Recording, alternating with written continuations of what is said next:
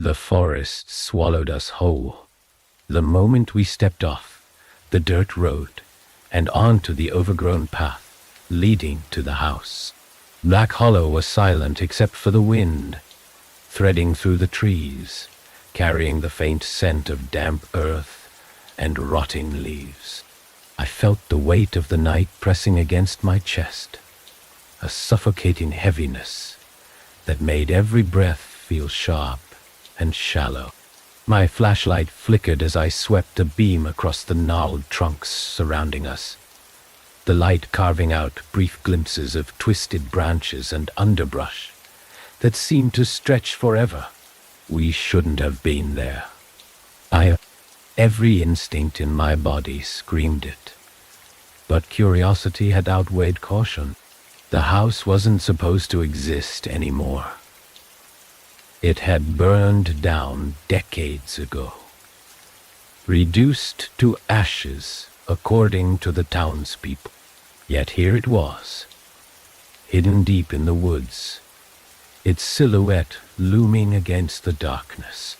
It had appeared almost by accident, revealed by the faintest glimmer of light that none of us could explain.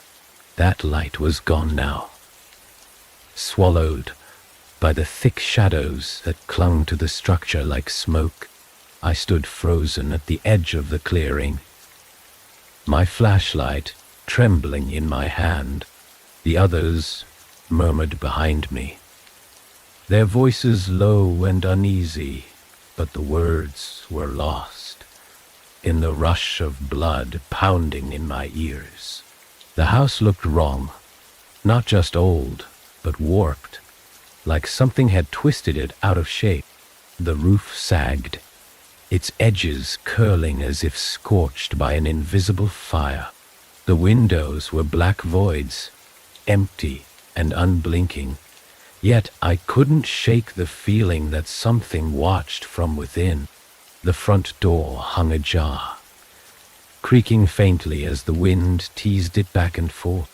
My stomach churned at the sound, the low groan reverberating through the trees like a warning. I took a cautious step forward, the crunch of dead leaves beneath my boots startlingly loud. The air felt heavier here, dense and cold, as though the forest itself recoiled from the house. My flashlight flickered again, the beam dimming. As I approached, I shook it, the weak light sputtering back to life. But it did little to push back the darkness pooling around the base of the structure. We set up camp in the clearing, though every fiber of my being told me to leave. The others insisted it was too late to turn back, the forest too dense to navigate in the pitch-black night. Our tents felt like feeble barriers against whatever lay hidden in the shadows, and the fire we built seemed to shrink rather than grow, its light swallowed by the oppressive gloom. Sleep was impossible. I lay in my tent, staring at the thin fabric overhead, my mind replaying the moment we first saw the house. It had been so brief, a flash of light in the distance, drawing us like moths. None of us had been able to explain it. And now I wondered if it had been a mistake to follow it. The air in the tent felt suffocating, the scent of smoke and damp earth mingling with something sharper, a metallic tang that made my skin crawl. The first sound came just after midnight, a faint rustling like leaves brushing together. I held my breath, straining to listen. It was distant at first, barely audible over the wind, but it grew louder, more deliberate. It wasn't random. It was movement, slow and purposeful, circling the camp. My heart hammered in my chest as I reached for my flashlight. the small cylinder suddenly feeling like a useless trinket in my hand. I unzipped the tent just enough to peer out, the cold night air biting against my face. The fire had dwindled to embers, casting a faint orange glow that barely illuminated the clearing. The rustling stopped, replaced by silence so complete it made my ears ache. I swept the flashlight beam across the trees, the light catching only the rough bark and the occasional glint of dew on the leaves. And then I saw it. A figure stood at the edge of the clearing, half obscured by the shadows. It was tall, impossibly so, with long, angular limbs that didn't seem to move naturally. The light caught its face, or what should have been its face, but there was nothing there, just a blank expanse of darkness, like a void, carved into the shape of a person. My breath caught, and the flashlight slipped from my hand, the beam spinning wildly as it hit the ground. By the time I grabbed it again and swung it back toward the figure, it was gone. The clearing was empty, but the oppressive weight in the air remained, pressing down on me like a physical force. I scrambled back into the tent, my hands shaking as I fumbled to zip it closed. My heart raced, the sound of my pulse drowning out everything else.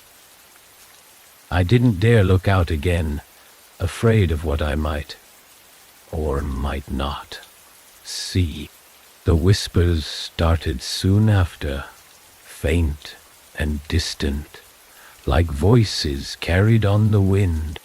They were unintelligible at first, just fragments of sound, but they grew clearer the longer I listened. My name, I heard my name. I pressed my hands over my ears, squeezing my eyes shut, but the whispers didn't stop. They grew louder, more insistent, until it felt like they were inside my head. I bit down on my lip, the taste of copper flooding my mouth, grounding me just enough to keep from screaming. The others must have heard it too. I could see the faint outlines of their movements through the walls of their tents, but no one called out. The night stretched on, the whispers ebbing and flowing like waves. By the time the first light of dawn began to filter through the trees, the silence returned, heavy and absolute. I emerged from the tent to find the fire reduced to ashes, the clearing bathed in the pale gray light of morning.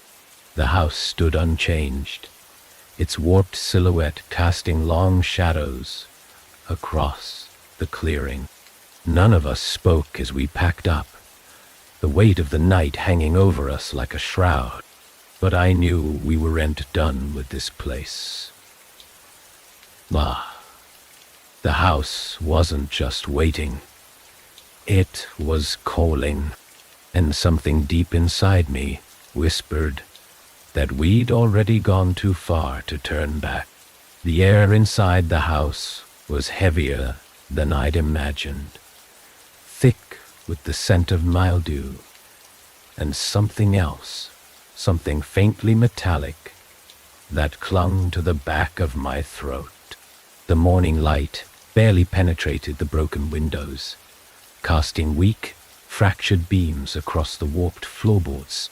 My flashlight felt redundant now, but I kept it on, the faint circle of light offering a false sense of control.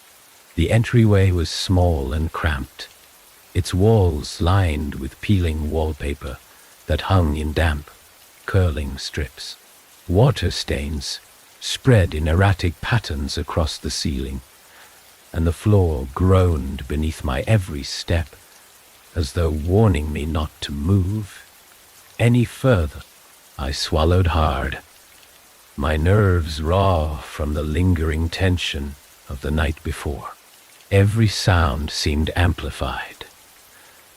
The shuffle of my boots, the creak of the old wood, the distant rustling of leaves outside. The others followed hesitantly, their own flashlights bobbing as they moved through the space. The house seemed to expand as we ventured deeper, the tight hallway opening into a larger sitting room. Furniture sat decayed and crumbling, covered in thick layers of dust and grime. A once grand fireplace dominated the far wall, its hearth filled with ash so old it had turned grey. Above it hung a shattered mirror, its jagged edges reflecting warped, fragmented versions of us. I paused near the fireplace, the faint chill of the room settling into my bones. My eyes were drawn to the mirror's frame, a heavy, ornate thing, carved with intricate patterns that seemed to twist and shift the longer I stared. My pulse quickened, an inexplicable unease curling in my gut. I turned away, unwilling to let my imagination spiral further. "Look at this," one of the others said, their voice hushed. I followed their flashlight beam to a corner of the room, where a pile of yellowed papers sat atop a rickety table. The wood sagged under the weight, as if the years had left it barely able to hold together. I reached for the papers, careful not to disturb the dust that seemed to coat every surface. The first page was a handwritten letter. The ink faded but legible. The words were disjointed, rambling, but a few lines stood out with unnerving clarity. "The house knows. It watches. It remembers." The next sheet was a crude sketch, a childlike drawing in dark, jagged lines. It depicted a figure standing in the woods, its proportions stretched unnaturally. Surrounding it were trees that seemed to bend away from the figure, their branches curling like claws. My skin prickled, a chill creeping up my spine as I realized the figure had no face, just an empty void where features should have been. I set the paper down, my hand trembling slightly. The others were quiet now, their earlier curiosity dulled by the growing tension in the air. It felt wrong to be here, like we were trespassing somewhere we didn't belong. But despite the fear coiling in my chest, I couldn't shake the pull of the house. It was as though it wanted us here. The kitchen was worse. The faint light streaming through the broken windows revealed counters warped with rot and a sink filled with stagnant water. A door at the back of the room hung ajar, leading to what I assumed was a pantry. I hesitated before stepping closer, the shadows within the small space too dense for my flashlight to penetrate. The pantry smelled of damp earth and something else, a faint sweetness that turned my stomach. I swung the flashlight beam across the narrow space, revealing rows of empty shelves. At first, it seemed unremarkable, just another decayed corner of the house. But then I noticed the scratch marks. Hemrigati Indel Onong Tulvivi Dantantau and Devatich.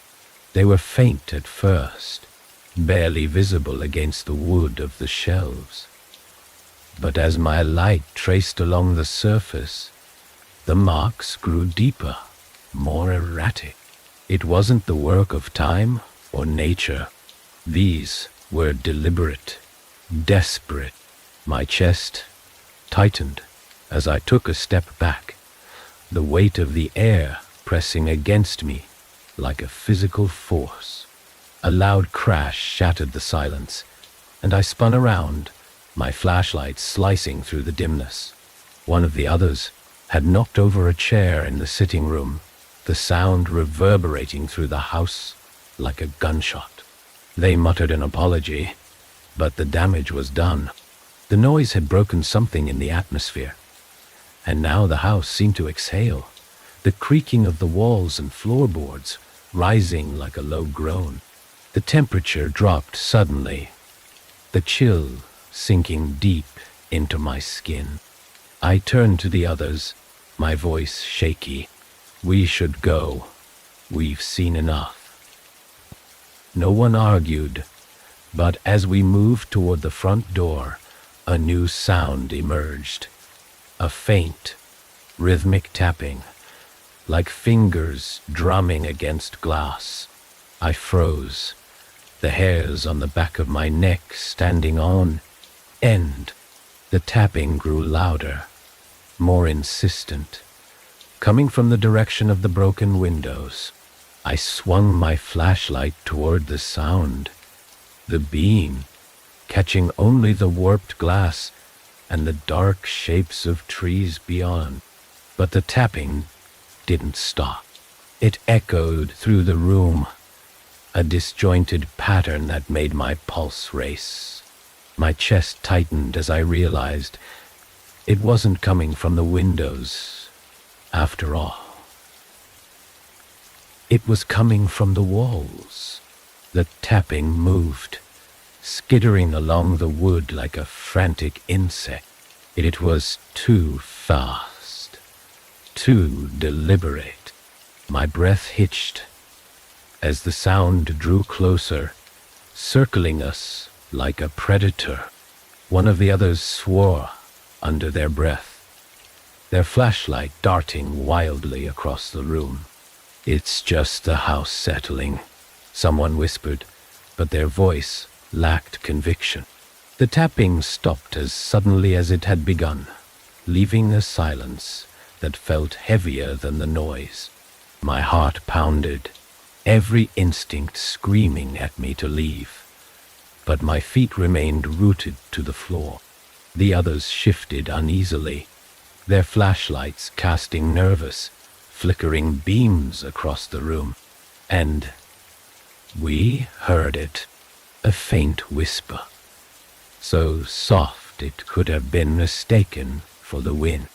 But it wasn't the wind. It came from deeper within the house, winding through the air like smoke. The words were indistinct, a jumbled murmur that seemed to come from everywhere at once. I strained to hear, but the harder I listened, the less sense it made. It wasn't a voice. It was voices, overlapping and weaving together in a discordant melody. My chest tightened, the weight of the house pressing down on me. The air felt wrong, thick and heavy, and I realized with a jolt that I was holding my breath. I exhaled shakily, my flashlight trembling in my hand. "Let's go," I said again, my voice barely above a whisper. This time, the others followed. We stumbled out into the clearing, the pale daylight doing little to ease the oppressive feeling clinging to my chest. The house loomed behind us, its dark windows watching as we hurried away. I didn't look back. I couldn't. But as we reached the edge of the trees, I swore I heard it again. A faint whisper carried on the wind. It sounded almost like laughter. The morning light filtered weakly through the trees, casting long shadows that seemed to reach out for us as we made our way back to the campsite.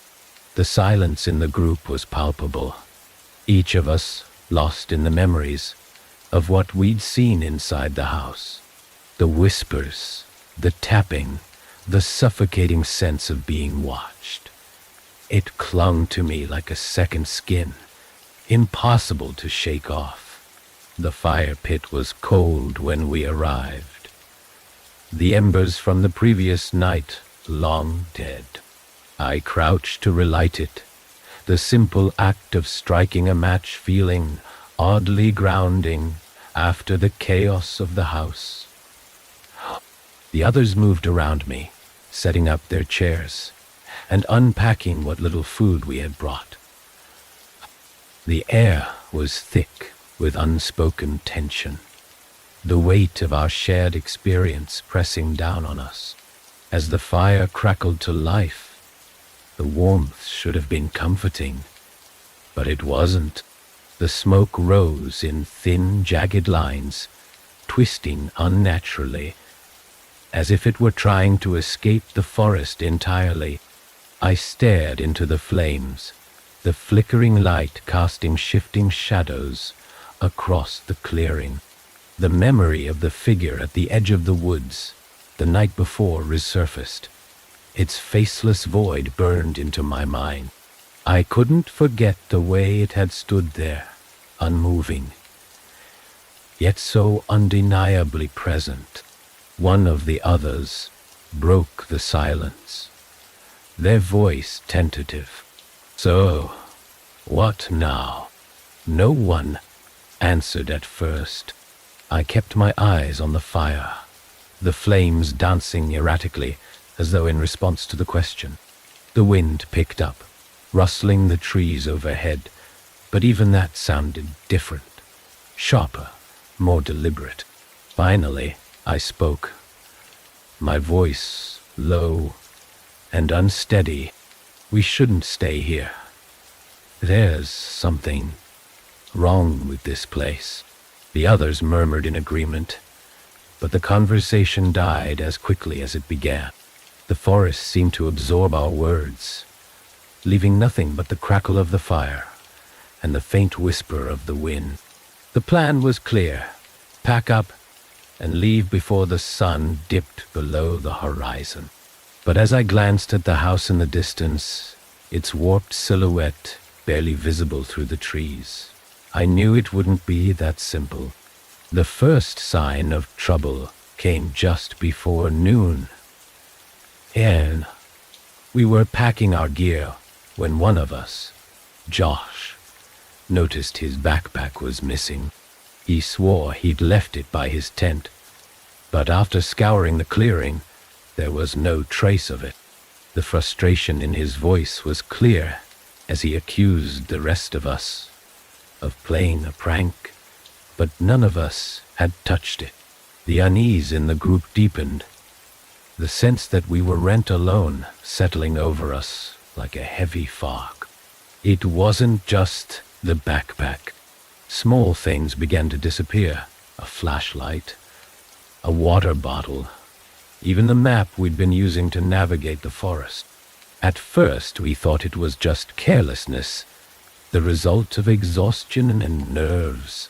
Then we found the footprints. They weren't ours. The prints were large, impossibly so, with elongated shapes that didn't match any footwear I'd ever seen. They led away from the campsite, deeper into the woods, before vanishing abruptly as if whatever had left them had simply dissolved into the earth. The sight of them sent a cold chill down my spine, the air around me feeling heavier with each passing moment. Josh was the first to suggest going back to the house. "Maybe we missed something," he said, his voice tight with a mixture of frustration and fear. "A clue or... I don't know. Something to explain this." I wanted to argue, to tell him that going back was the worst idea imaginable, but the words caught in my throat. There was something about his tone, an edge of desperation I couldn't ignore. Reluctantly, we made our way back through the woods, the path to the house now feeling more like a corridor, the trees pressing in on either side. The wind had died entirely, leaving the forest eerily silent. I could feel the tension in the group, the way our footsteps faltered, our movements hesitant. The house seemed to loom larger than before, its crooked angles casting jagged shadows that stretched unnaturally across the clearing. As we stepped inside, the air grew colder, the metallic tang returning with a vengeance. The whispers started almost immediately, faint and indistinct, curling around the edges of my consciousness. I gritted my teeth, forcing myself to focus on the task at hand, find the missing items, and get out. We split up, each of us taking a different part of the house. I stayed near the sitting room, my flashlight beam cutting through the dimness as I searched. The dust had been disturbed since our last visit, faint trails marking where something or someone had moved through the space. My chest tightened as I followed the tracks, my mind racing with possibilities I didn't want to entertain. The trail led to the mirror above the fireplace, its shattered surface reflecting fragments of the room. I froze as I noticed something in the glass, a movement that didn't match mine. It was subtle, a flicker of shadow that darted across the edges of the reflection. My heart pounded as I turned, the flashlight shaking in my hand. But the room was empty. The sound of breaking glass shattered the silence, followed by a shout from one of the others. I sprinted toward the noise, my flashlight beam bouncing wildly.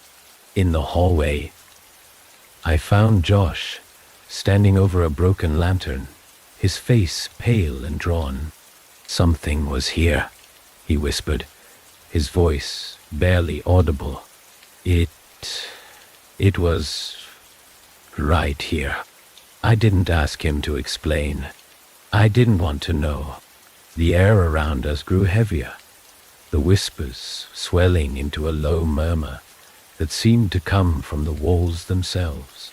The floorboards creaked underfoot, the sound echoing unnaturally in the confined space. My flashlight flickered, the beam dimming as the battery began to fail. Panic clawed at my chest as the darkness pressed closer, the house seeming to breathe around us. We regrouped in the entryway, the fear on everyone's faces stark and undeniable. "We need to leave," I said, my voice trembling. "No." But as we turned toward the door, it slammed shut with a deafening crash, the sound reverberating through the house like a thunderclap. The whispers rose to a crescendo, drowning out our voices as we pounded on the wood, desperate to escape. The walls seemed to close in, the shadows stretching and twisting, their shapes unnatural and wrong. And then, just as suddenly, everything stopped. And the whispers ceased, the air grew still, and the door creaked open of its own accord. We didn't wait for an explanation. We ran, the house fading into the distance as we tore through the woods. But even as we reached the edge of the forest, I couldn't shake the feeling that we hadn't truly escaped. The whispers were gone, but their echoes lingered, etched into the silence like scars. The clearing around the house seemed quieter now, as if the forest itself was holding its breath. The branches overhead barely moved despite the faint wind, and the air carried an unnatural stillness that felt alive, like the silence before a storm. My legs trembled as I stepped closer to the warped front door, now slightly ajar, creaking faintly as it swayed in the stagnant air. We hadn't meant to return so soon.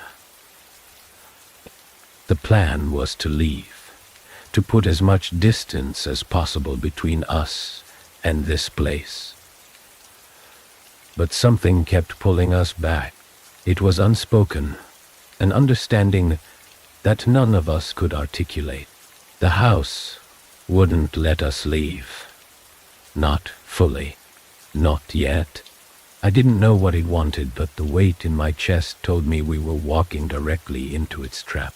The hallway inside smelled worse than before, the metallic tang now sharp enough to sting my nostrils. My flashlight cut through the dimness, illuminating warped floorboards and water-stained walls. The wallpaper seemed to move as the light passed over it, the patterns shifting just slightly out of sync with reality. I didn't look too long. I couldn't afford to let my mind wander. Ellie, cool idea. I couldn't afford to let my mind wander. The house had a way of sinking its hooks into stray thoughts and twisting them into something far worse. We reeked in the sitting room, the air thick with unease.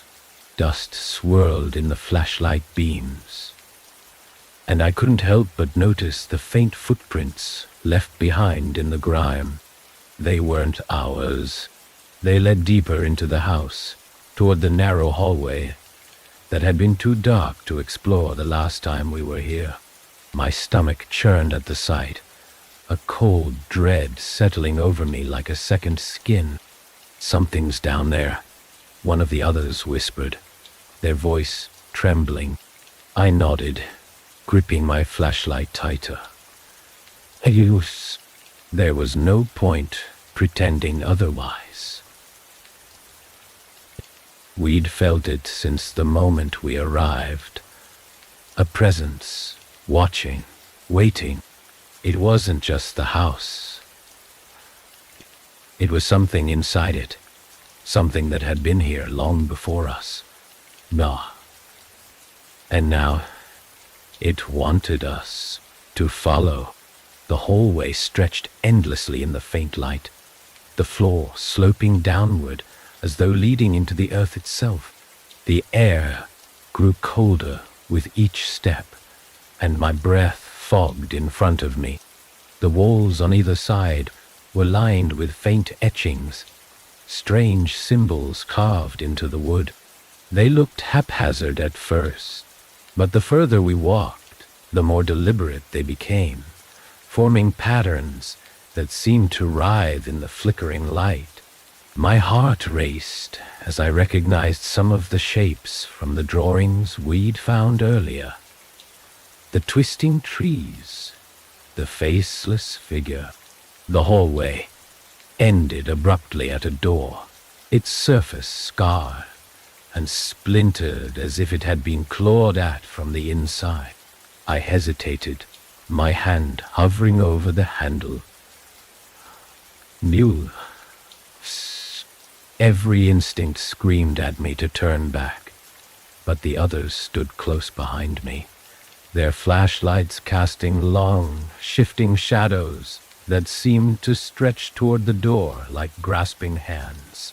I swallowed hard and pushed it open.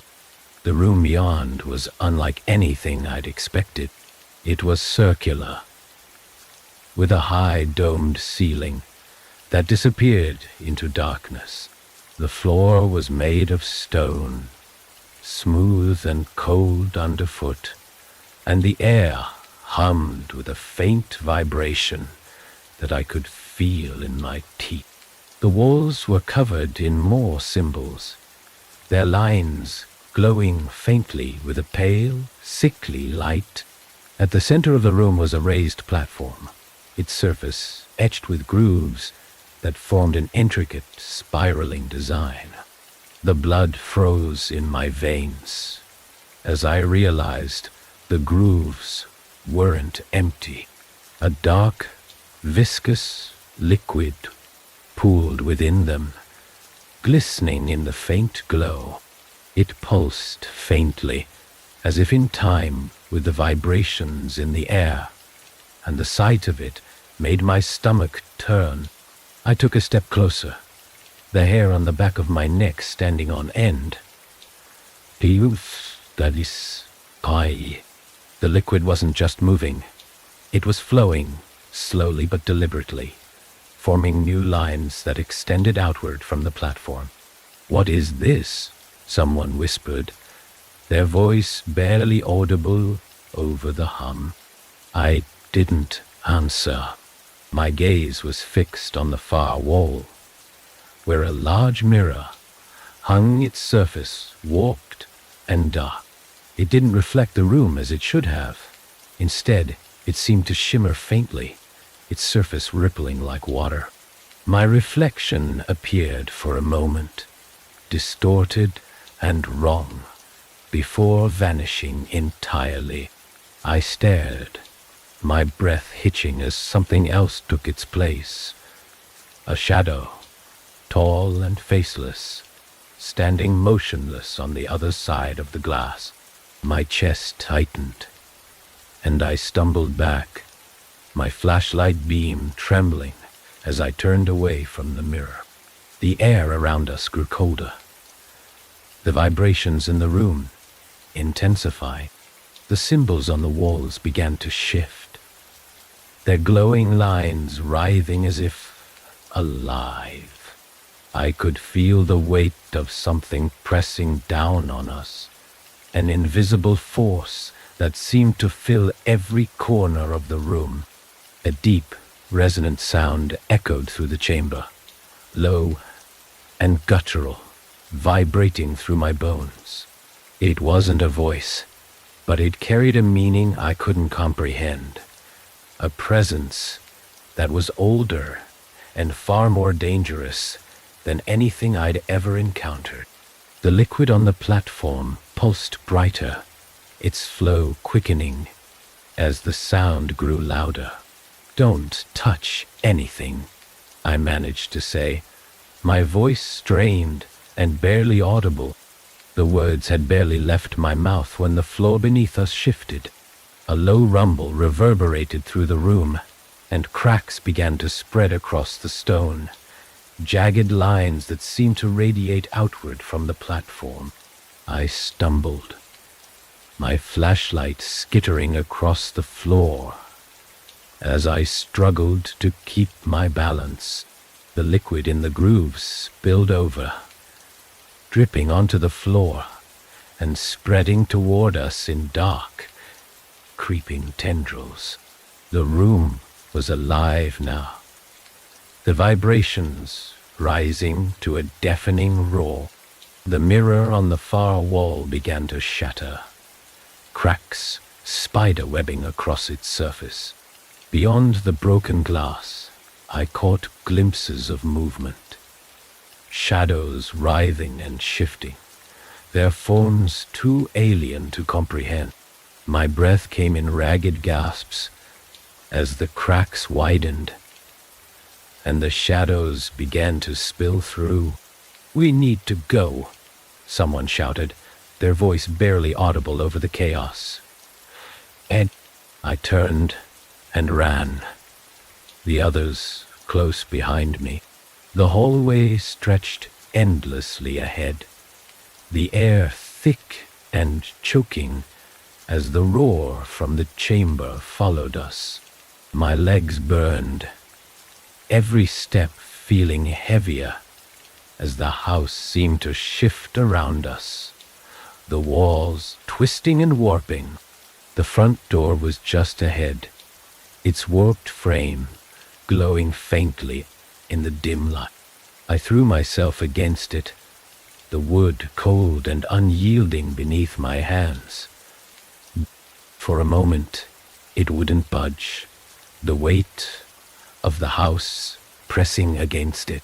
Then, with a deafening creak, it burst open, and I stumbled into the clearing, the cold night air filling my lungs. Behind me, the house groaned, its walls trembling as the roar faded into silence. I didn't look back. I couldn't. The others emerged one by one, their faces pale and haunted, their breaths ragged.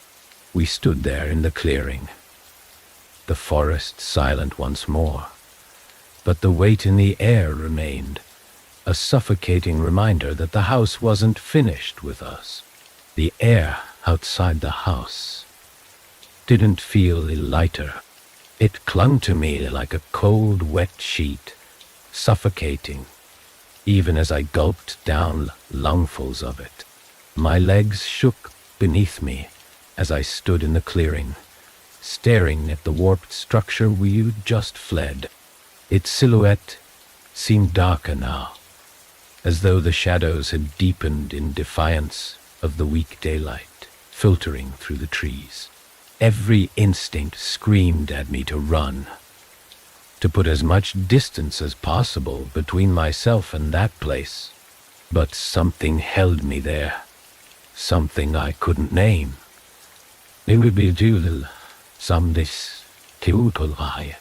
The others were scattered around me, their faces pale and drawn, their breaths coming in ragged gasps. No one spoke. We didn't need to. The house had shown us too much already. And yet, I couldn't shake the feeling that it wasn't done with us. Not yet. The sound came suddenly, breaking the silence like a snapped branch. It was faint. At first, a low hum that seemed to emanate from deep within the woods. My head snapped toward it, my heart lurching as the noise grew louder. A rhythmic vibration that I could feel in my chest. It wasn't coming from the house, not directly. It was coming from somewhere beneath it, a deep resonant thrum that felt like the heartbeat of something massive and unseen. We shouldn't be here, one of the others whispered, their voice trembling. I turned to see their eyes wide with fear, darting between the house and the trees, as if expecting something to emerge from either. But I couldn't move. While the sound held me rooted to the spot. A magnetic pull I couldn't resist. It wasn't just a noise, it was a calling, an invitation. And it wasn't just for me. I could see it in the others, the way their expressions shifted from terror to something darker. Curiosity, perhaps, or maybe surrender. Before I could stop myself, I took a step toward the house. The ground beneath my boots felt unsteady, the vibrations stronger now, pulsing through the soil like a living thing. My mind screamed at me to turn back, to run, and never look back, but my body refused to obey. It was as if the sound had hooked itself into my thoughts, pulling me forward with invisible strings. The others followed in silence, their footsteps echoing mine as we crossed the clearing. The house loomed larger with each step, its crooked angles twisting against the pale light. The front door hung open, creaking faintly in the breeze, and the sight of it made my stomach turn. I could feel the weight of the house pressing against me, its presence suffocating even from a distance. Ah, I bidol, somol, ducken. When we stepped inside, the air was colder than before, the metallic tang sharper, biting at the back of my throat. The hallway stretched ahead of us, darker now, the faint light from the windows barely illuminating the space. My flashlight flickered as I switched it on, the beam weak and unsteady as it cut through the gloom. The sound was louder here, a low, constant hum that seemed to come from the very walls. It wasn't just noise. It was vibration, a deep resonance that made the floorboards tremble beneath my feet. I could feel it in my bones, a rhythm that matched the pounding of my heart. We moved deeper into the house, drawn toward the sound, despite every rational thought screaming at us to turn back. The hallway ended in a staircase, its steps sagging with age and covered in a thick layer of dust. The hum seemed to originate from below, rising up through the floor like a wave.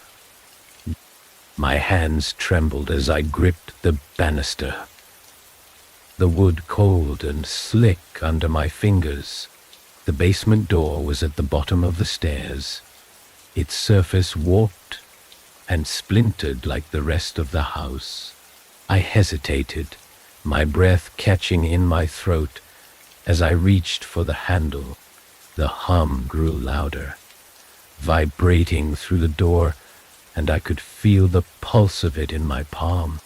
My heart raced as I turned the handle, the door creaking open to reveal a narrow, spiraling staircase that descended into darkness.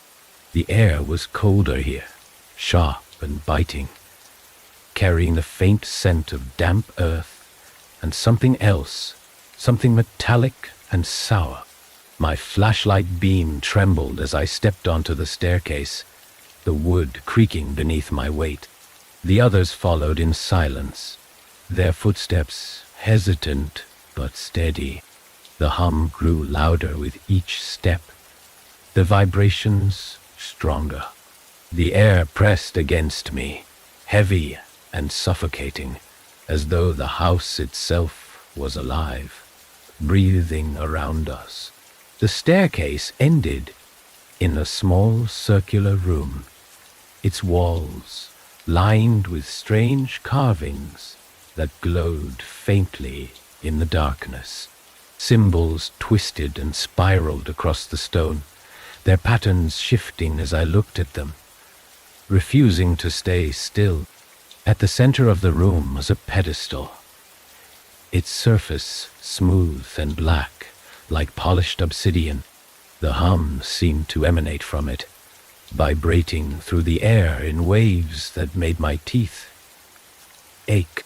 On the pedestal sat an object, its surface faintly reflective, and covered in jagged, intricate designs that seemed to pulse with their own faint light.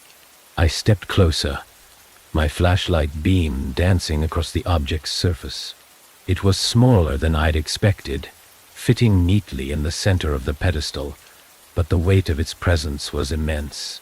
I could feel it pressing against my mind, a silent, wordless command that I couldn't ignore. My hand moved on its own, reaching toward the object, despite the icy fear that gripped my chest. The moment my fingers brushed the surface, the room erupted with light.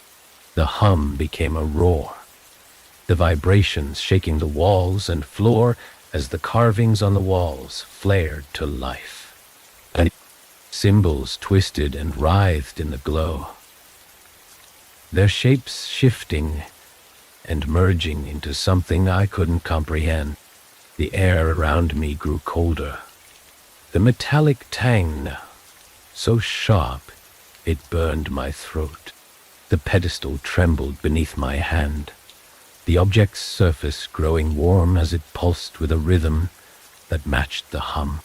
Shadows swirled at the edges of the room, twisting and coiling like living things. My vision blurred, the light and shadows merging into a chaotic, pulsating mass that filled my mind with images I couldn't understand. And then, as suddenly as it began, the light vanished. The room was silent again. The hum reduced to a faint vibration beneath my feet.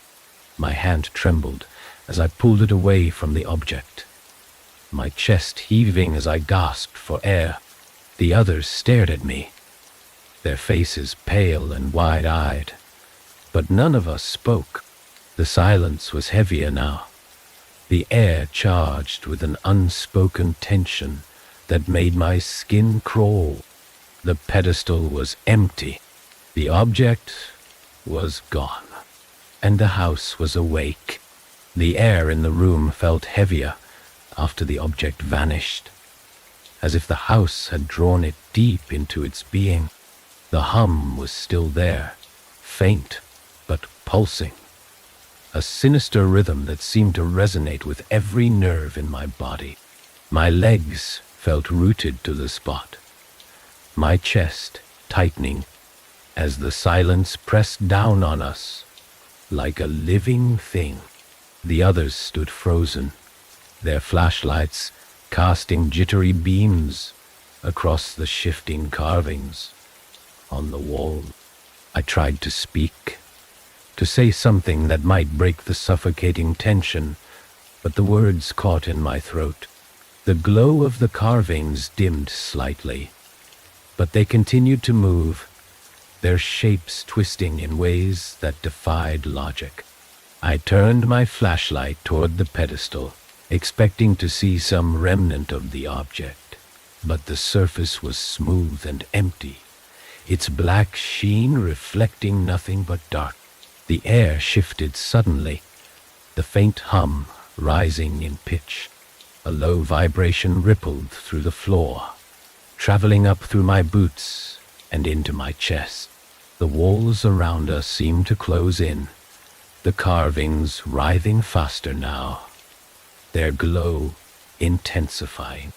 It felt as though the house itself was alive, its walls breathing, watching, waiting. My pulse quickened, every instinct screaming at me to run, but I couldn't move. Then a sound broke the silence. But it wasn't a hum. It was something else entirely, a deep, guttural groan that seemed to come from the very foundations of the house. The floor beneath us shifted, and I stumbled, catching myself on the edge of the pedestal. Let you know, the stone was warm, almost too warm, and I jerked my hand back, a chill running down my spine. The shadows in the room began to stretch, their edges blurring and shifting as though they were alive. They slithered across the walls, merging and separating in a chaotic dance that made my stomach churn. One of the others gasped, their flashlight beam catching on a shape within the shadows. A figure, tall and impossibly thin, its limbs too long, its movements too fluid. It wasn't just one. The shadows were filled with them. My breath caught in my throat as the figures moved closer, their forms emerging from the walls like ink bleeding through paper. They didn't make a sound, but their presence was deafening, a crushing weight that pressed against my mind. My flashlight flickered, the beam trembling as I swung it toward the nearest figure. The light passed through it, revealing nothing but more darkness. The vibration beneath us grew stronger, the hum rising to a piercing tone that made my teeth ache. The pedestal began to glow faintly, its surface pulsing with the same rhythm as the walls. The room felt smaller now, the air thicker, the shadows closer. I couldn't think, couldn't breathe. The figures moved with deliberate slowness, their forms shifting and contorting as they circled us. One of the others screamed, the sound sharp and raw, and the spell broke. My legs obeyed, and I bolted toward the staircase, the flashlight beam bouncing wildly as I ran. The others followed, their footsteps pounding against the stone as the room behind us erupted in a cacophony of sound, groaning walls, the high-pitched hum, and the faint guttural noises of the shadows themselves.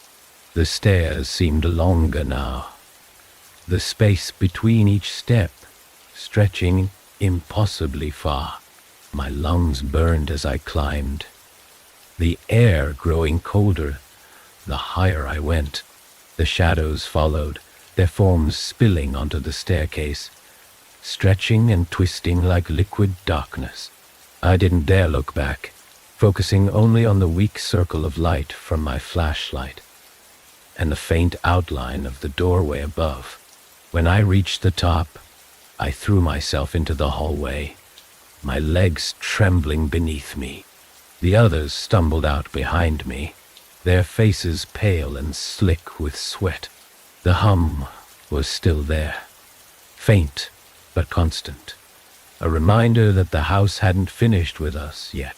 The walls seemed to shift, the carvings on their surfaces now faintly visible, even in the dim light.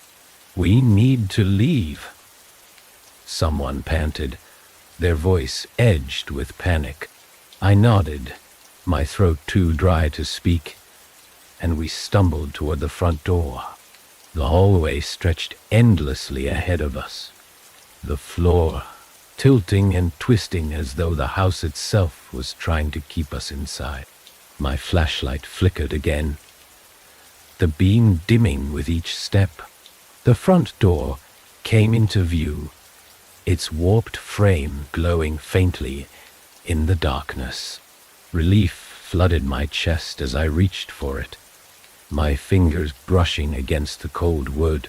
But the moment I touched it, the hum surged, and the door slammed shut with a deafening crack. The vibrations grew stronger, the floor beneath us trembling as the walls began to close in. The shadows were here too. They oozed from the walls, pooling on the floor and stretching toward us like grasping hands. The figures within them moved with eerie precision, their limbs twisting and contorting in ways that made my skin crawl. I stumbled back, my mind racing for a way out, but the house offered none. It was alive, and it had us exactly where it wanted. The hum reached a fever pitch, the sound so loud it felt like my skull would split. The carvings on the walls flared to life, their glow blinding as they twisted into new shapes, symbols that seemed almost familiar, as though they'd been pulled from the depths of my subconscious. My vision blurred, the room spinning around me as the vibrations reached their peak. And then, just as suddenly, it stopped. The silence was deafening, the absence of sound leaving a hollow ache in my chest. The shadows receded, melting back into the walls as if they'd never been there. The door creaked open, the faint light of the clearing spilling into the hallway. I stood frozen, my breath shallow, my body trembling with exhaustion and fear. The others moved first, their footsteps hesitant as they stepped into the clearing. I followed, my legs unsteady, the cold night air biting against my skin. The forest was silent, the trees looming like dark sentinels around the house. I didn't look back, but I could feel it watching, its presence pressing against the back of my mind like a heavy weight. The hum was gone, but its echo lingered, a faint vibration that I couldn't shake. The house had let us go, but it hadn't released us. Not entirely. Ambiance. The clearing felt unreal, the air too cold, and the silence too complete. Every breath came with an edge of frost, each exhale a pale mist that dissipated too quickly. My legs trembled as I stepped farther from the house. The grass underfoot slick with dew that clung to my boots. Behind me, the others moved slowly, their faces pale and drawn. No one spoke. No one dared. The house still loomed in our peripheral vision, its warped outline watching us, even as we tried to leave it behind. I didn't need to look back to know it was still there, still pulsing with the presence we had disturbed. The echo of its hum lingered in my chest, a faint vibration that made my teeth ache and my thoughts scatter. I tried to steady my breathing, to focus on the path ahead, but my mind kept returning to the shadows, the figures, and the object that had disappeared from the pedestal. The house had let us leave, but it wasn't done. I could feel it, a heavy weight pressing down on my shoulders. We moved as one, a silent procession through the forest. The trail back to the road should have been clear, but the trees pressed in closer now, their branches stretching overhead to form a canopy that blocked out even the faintest light of the rising sun. My flashlight had finally died, and I carried it like a relic, its weight grounding me against the rising tide of fear. The others stayed close, their footsteps barely audible against the soft earth. I could hear their breathing, shallow and rapid, mirroring my own. The tension between us was palpable, a shared understanding that something was following.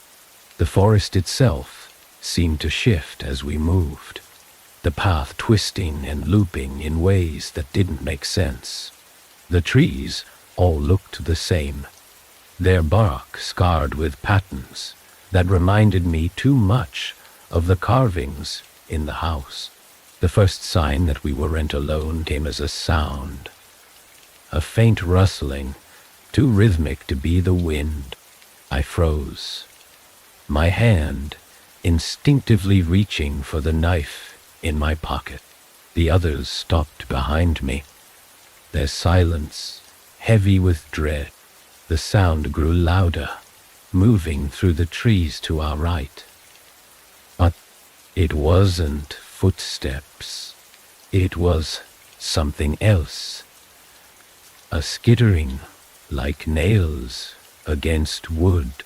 My stomach churned as I turned toward it, my eyes straining against the darkness. The trees cast long shadows in the faint light, their forms twisting into jagged shapes that played tricks on my mind. At first I thought it was another illusion, another cruel trick of the house. But then I saw it, a figure, tall and thin, its limbs impossibly long and angular. It stood perfectly still, its outline just visible against the shifting shadows. It didn't move, didn't breathe, but I could feel its gaze, a piercing presence that cut through the air like a blade. My voice caught in my throat as I stumbled back, my shoulder bumping into one of the others. They followed my gaze, their own breaths hitching as they saw it too. The figure tilted its head, the movement slow and deliberate, as if it were studying us. The skittering sound resumed, but it wasn't coming from the figure. Center one near in gray. It was all around us now, a chaotic rhythm that seemed to echo from the trees themselves. Panic surged through me, and I turned, grabbing the arm of the nearest person and pulling them forward. Run, I managed to choke out, my voice barely audible over the rising noise. They didn't hesitate. None of us did. We ran, our footsteps pounding against the forest floor, the sound of our movement swallowed by the cacophony around us. The skittering grew louder, closer, chasing us through the twisted paths of the woods. The trees seemed to shift as we moved, their branches reaching down like claws to snag at our clothes. Andy chewed. Ow. My lungs burned with each breath, the cold air searing my throat. As I pushed myself forward, the others stayed close, their figures barely visible through the shifting shadows. I could hear their panicked breaths, their stifled cries, but I couldn't stop to check on them. If I stopped, I knew I wouldn't move again. The figure appeared ahead of us, its form materializing out of the darkness like a shadow made solid. It stood in the center of the path, its limbs stretched unnaturally, its head tilted at that same impossible angle. The skittering sound reached a fever pitch, the vibrations in the air so intense I thought my chest might collapse. I skidded to a stop, my boots sliding against the damp earth as I stared at the thing blocking our way. It moved this time, its limbs bending in ways that defied anatomy as it took a step toward us. The others stopped behind me, their gasps sharp and panicked. The figure raised one impossibly long arm, its fingers stretching into points that seemed to slice through the air itself. I couldn't move. No, I couldn't breathe.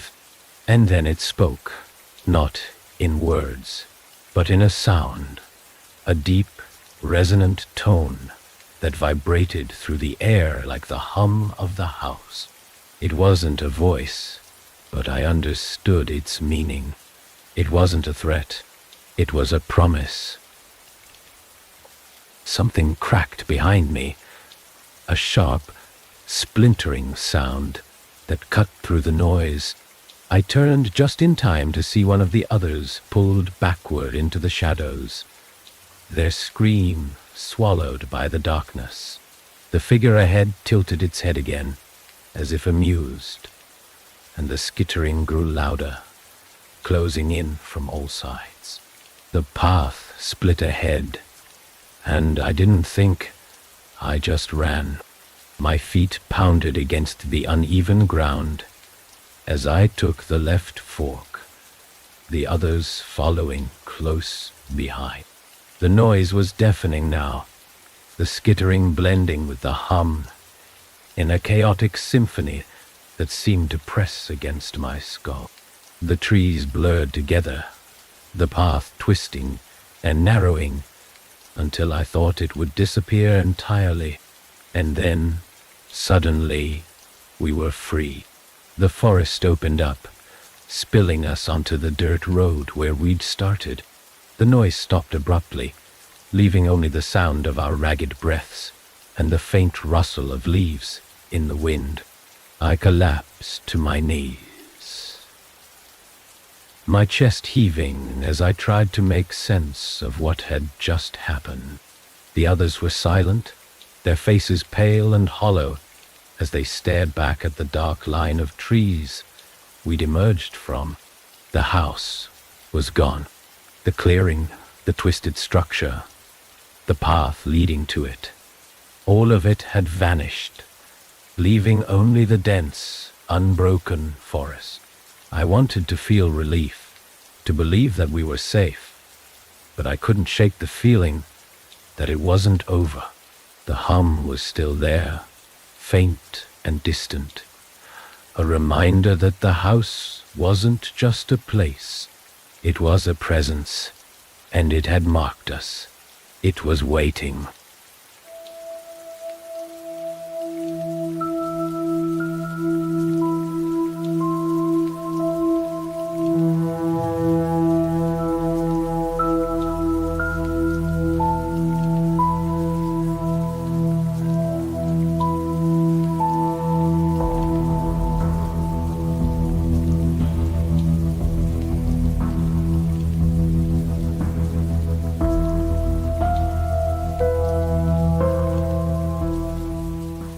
The sound was faint at first, a barely audible murmur that I dismissed as creaking wood or the settling of the old house.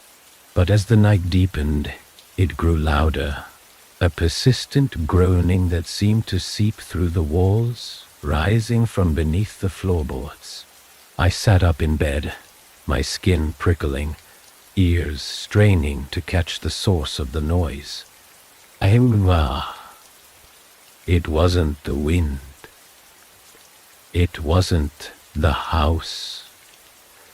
Why? It was coming from below, deep, rhythmic, almost alive.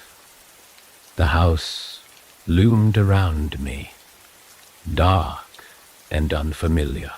We had moved in only that morning, boxes still stacked haphazardly in every corner.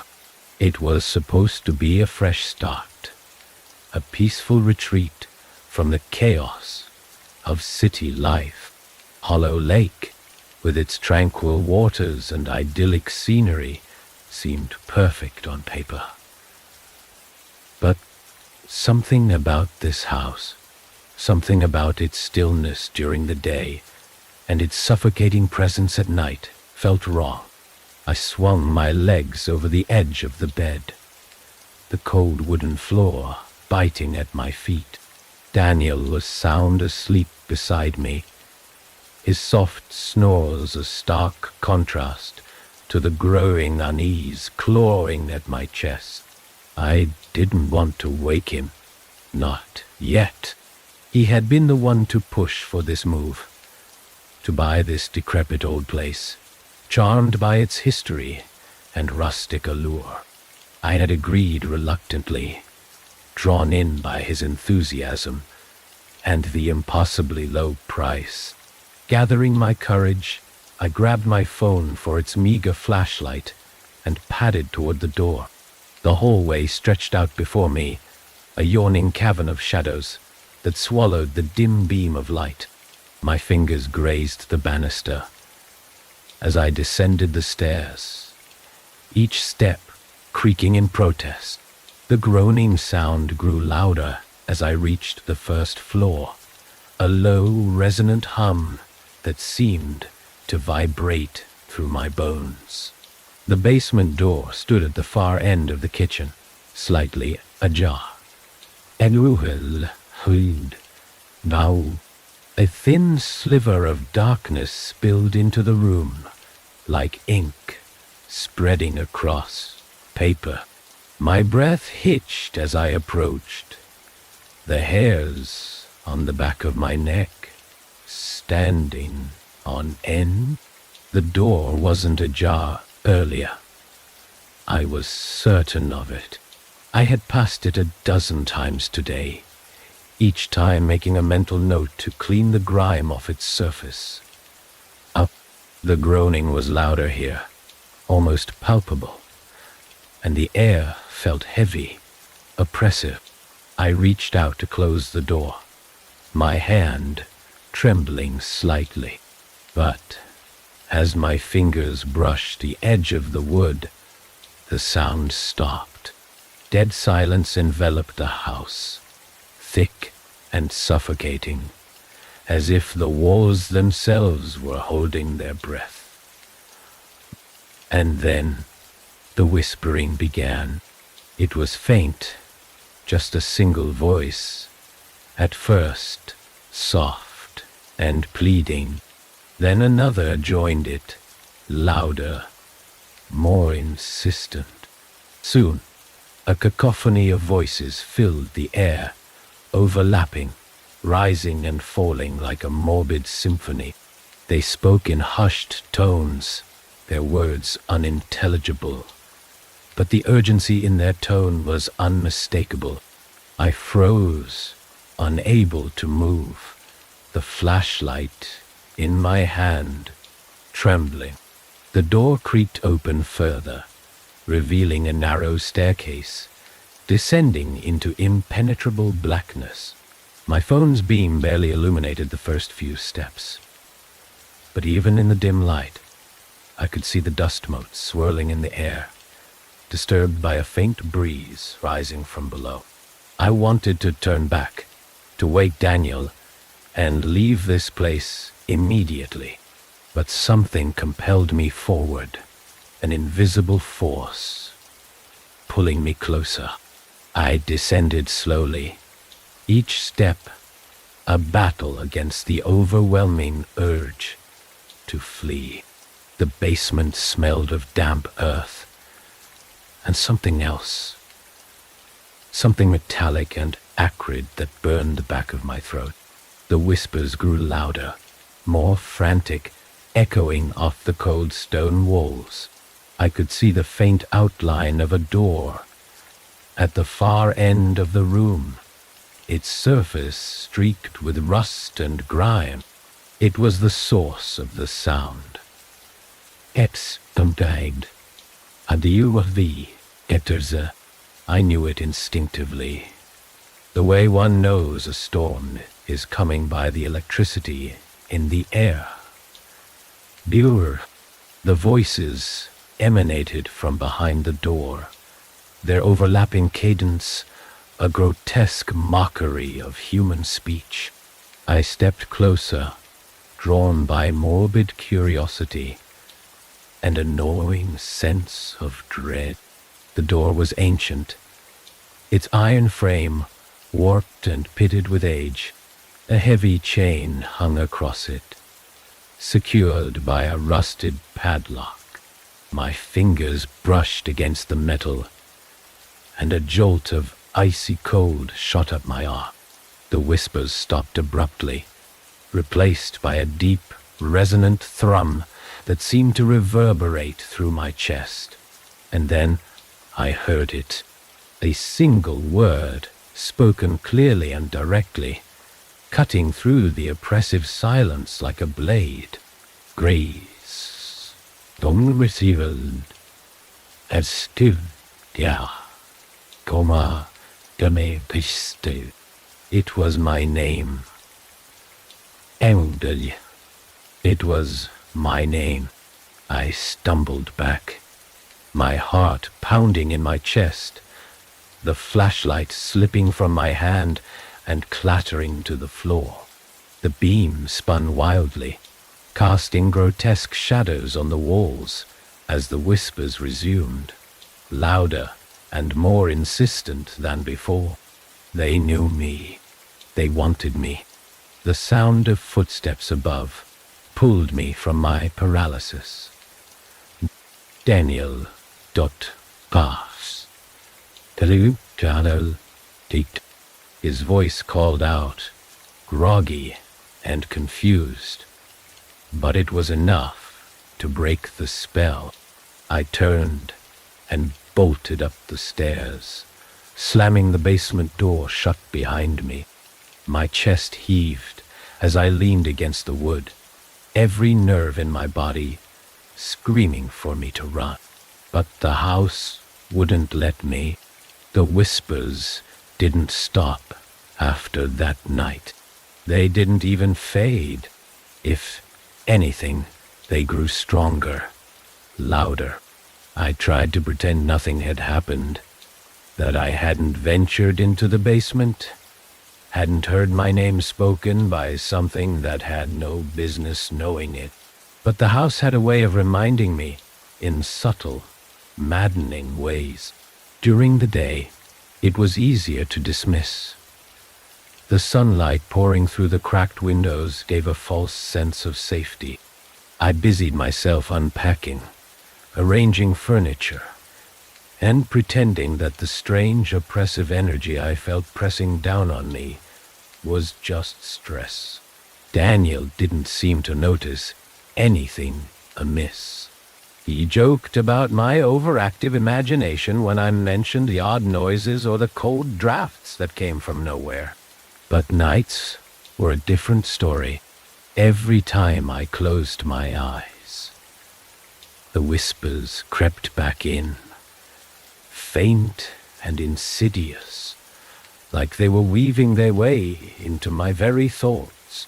And worse, Lily started acting strange. She was always an imaginative child, but now her imaginary friend had a name. Eliza. Eliza doesn't like the basement, she said one morning over breakfast, her voice light and conversational, as if she were talking about the weather. I froze, mid-bite. What do you mean, sweetheart? Hell. She says it's too loud down there. She says you shouldn't go back. The eggs turned to ash in my mouth. Enel. Tune. I glanced at Daniel, but he was scrolling through his phone, oblivious. Who is Eliza, honey?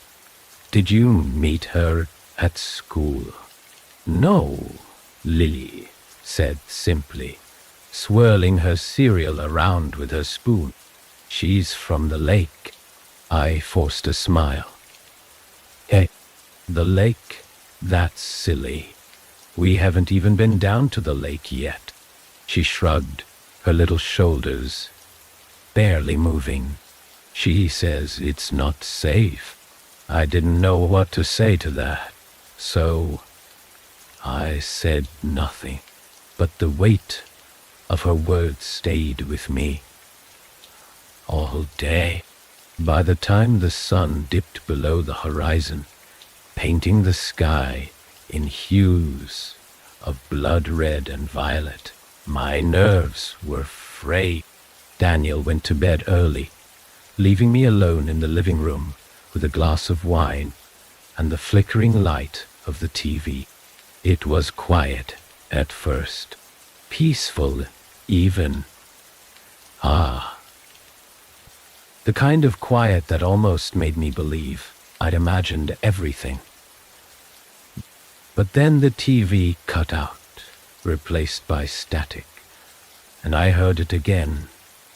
The groaning. This time, it didn't come from the basement. It came from outside. Me. I moved to the window, pulling the curtains aside just enough to peek out. The backyard stretched out before me, the grass silvered by moonlight. Beyond it, the lake glistened like molten glass. At first, I didn't see anything unusual, but then, near the water's edge, something moved. A figure, pale, but thin, almost translucent. Alu, they. It stood motionless, staring out at the lake, its back to the house, my breath caught in my throat. Rune. I wanted to believe it was just a trick of the light, or my tired eyes playing tricks on me. But then it turned. Its face, if it could be called that, was a blank slate smooth and featureless, like a mannequin that had been left unfinished.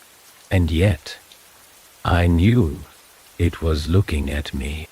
The curtain dropped from my hand, and I stumbled back, nearly knocking over the wine glass. My heart was pounding so hard it hurt, each beat reverberating through my chest like a drum. I didn't dare look out the window again. Instead, I grabbed the glass and downed the rest of the wine in one shaky gulp before heading upstairs. Lily's door was ajar. She never slept with it closed, claiming it made her feel trapped. I pushed it open a little wider and peeked inside.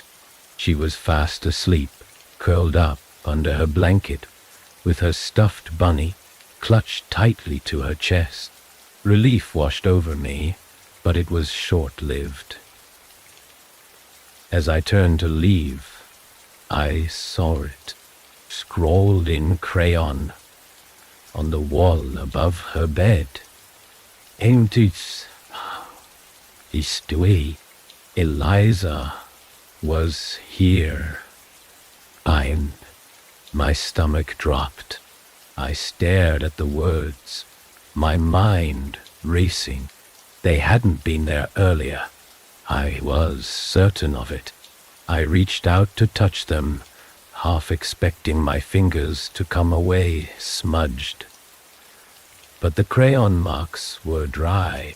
I didn't sleep that night. Every creak of the house, every gust of wind against the windows, felt like a warning. By the time morning came, I'd made up my mind. I needed answers. Hollow Lake wasn't a big town. There was a library in the center of Main Street, a small, unassuming building that smelled of old paper and dust. The librarian, a wiry woman with sharp eyes and a disarming smile, raised an eyebrow when I asked about the history of the house. "Old Strathmore Place," she said, leaning on the counter. "You're not the first to ask." That caught me off guard. "What do you mean?" She shrugged, her fingers drumming against the wood. Folks who've lived there always seem curious. Not that they stay long enough to find anything out. A year, maybe two, and then they're gone. "Why?" I asked, my voice barely above a whisper. She leaned closer, her smile fading. "They say it's cursed. Something about the lake, but if you ask me, it's all just old stories. People love a good ghost tale." But her tone didn't match her words, and her eyes betrayed a flicker of unease. She handed me a stack of newspaper clippings and a worn leather-bound book about local folklore. As I flipped through the pages, a pattern began to emerge. Disappearances. Drownings. Ghosts. Strange sightings near the lake. And then I found it. A grainy photograph of a young woman in a white dress. Her name was handwritten beneath the image. Eliza Grayson. My stomach twisted. Eliza had drowned in Hollow Lake nearly a century ago. But, according to the article, her body had never been recovered. "Do you believe in curses?" I asked, my voice shaky. The librarian hesitated, her expression unreadable. "I believe," she said slowly, "that some places hold on to their secrets tighter than others." As I walked back to the house, The whispers seemed to follow me, carried on the wind like a warning. The air in the house felt heavier when I returned, like the walls had absorbed the weight of the secrets I'd uncovered. The evening sun was sinking fast, and shadows crept across the yard, stretching toward the house, as if they too wanted answers. My grip tightened on the old leather book I'd taken from the library, its edges worn smooth by decades of hands before mine.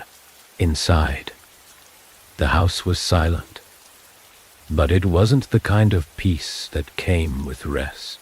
It was expectant, like it was holding its breath. I called for Daniel and Lily, but the only response was my own voice, echoing back at me. The uneasy feeling that had been growing all day settled into my chest like a stone. The living room was empty, except for the faint hum of the old clock on the mantel. A note sat on the coffee table in Daniel's handwriting. Took Lily to the park. Oh, back before dinner. Soon, at festival. Relief was fleeting. And it was unlike him to leave without telling me directly, but I told myself I was overthinking things, that my fraying nerves were making me see shadows where there were none. I sat on the couch and flipped through the book, scanning the faded pages for anything that might make sense of Eliza. Her name came up again and again in connection with the lake, the house, and a string of mysterious disappearances over the years. There was something else, too. Something I hadn't noticed at the library. Every account mentioned a room, one sealed off, hidden in the foundation of the house. A room meant to trap something, though no one seemed to know what. The basement. No, the hall.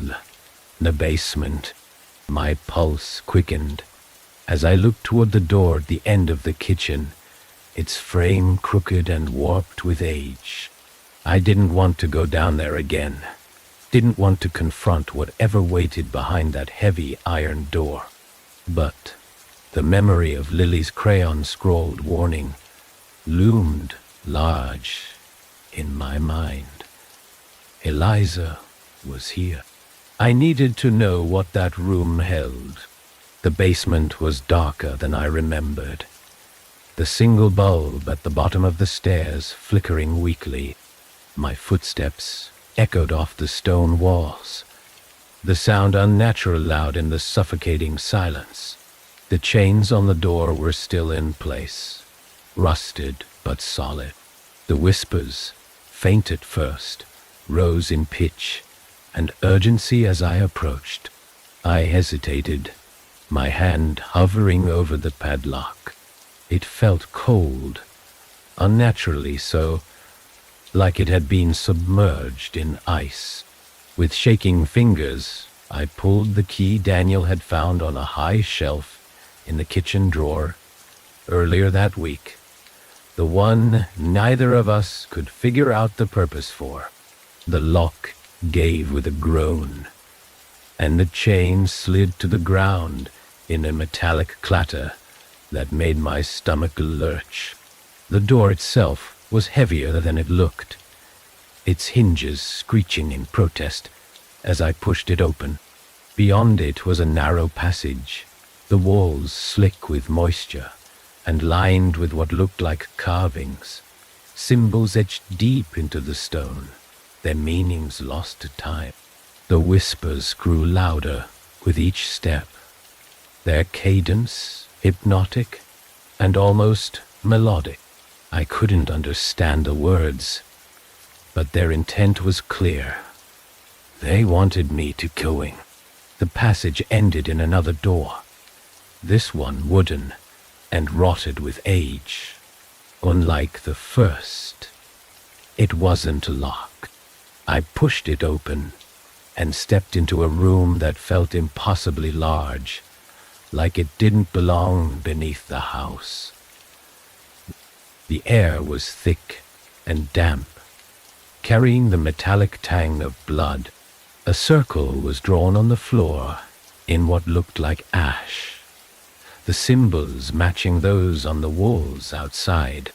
In the center of the circle was a mirror, old and tarnished, its surface rippling like water. My reflection stared back at me, but there was something wrong with it. Its movements didn't match mine. It was subtle at first, a tilt of the head I hadn't made, a blink too slow. Then it smiled. I stumbled back, my heart hammering against my ribs. The whispers rose to a crescendo, and the mirror began to ripple, the surface shifting like it was about to break apart.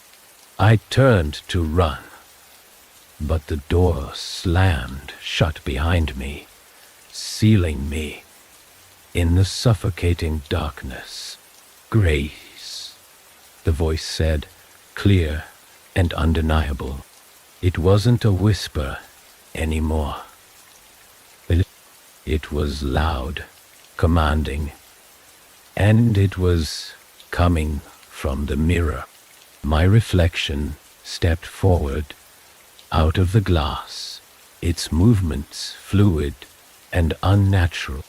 It stood in front of me, smiling that same crooked smile, its eyes dark voids that seemed to stretch endlessly. "You opened the door," it said, the words dripping with malice, "and now you have to pay the price." The room began to shake, the walls groaning as if the house itself were alive and angry. The circle on the floor flared to life, glowing with a sickly green light. I couldn't move, couldn't breathe, as the thing that wore my face took another step closer. "Let me out," it said, its voice low and reverberating. "Let me in." Before I could react, the mirror shattered, the shards flying through the air like shards of ice. One of them sliced across my arm, the pain snapping me out of my paralysis. I bolted for the door, slamming my shoulder into it until it gave way. The whispers followed me up the stairs, relentless and deafening, their words a jumble of rage and desperation. I burst into the kitchen, slamming the basement door behind me and throwing the lock in place. My arm throbbed, blood seeping through the tear in my sleeve. I sank to the floor, gasping for air as the house settled around me, quiet once more. But the quiet wasn't comforting.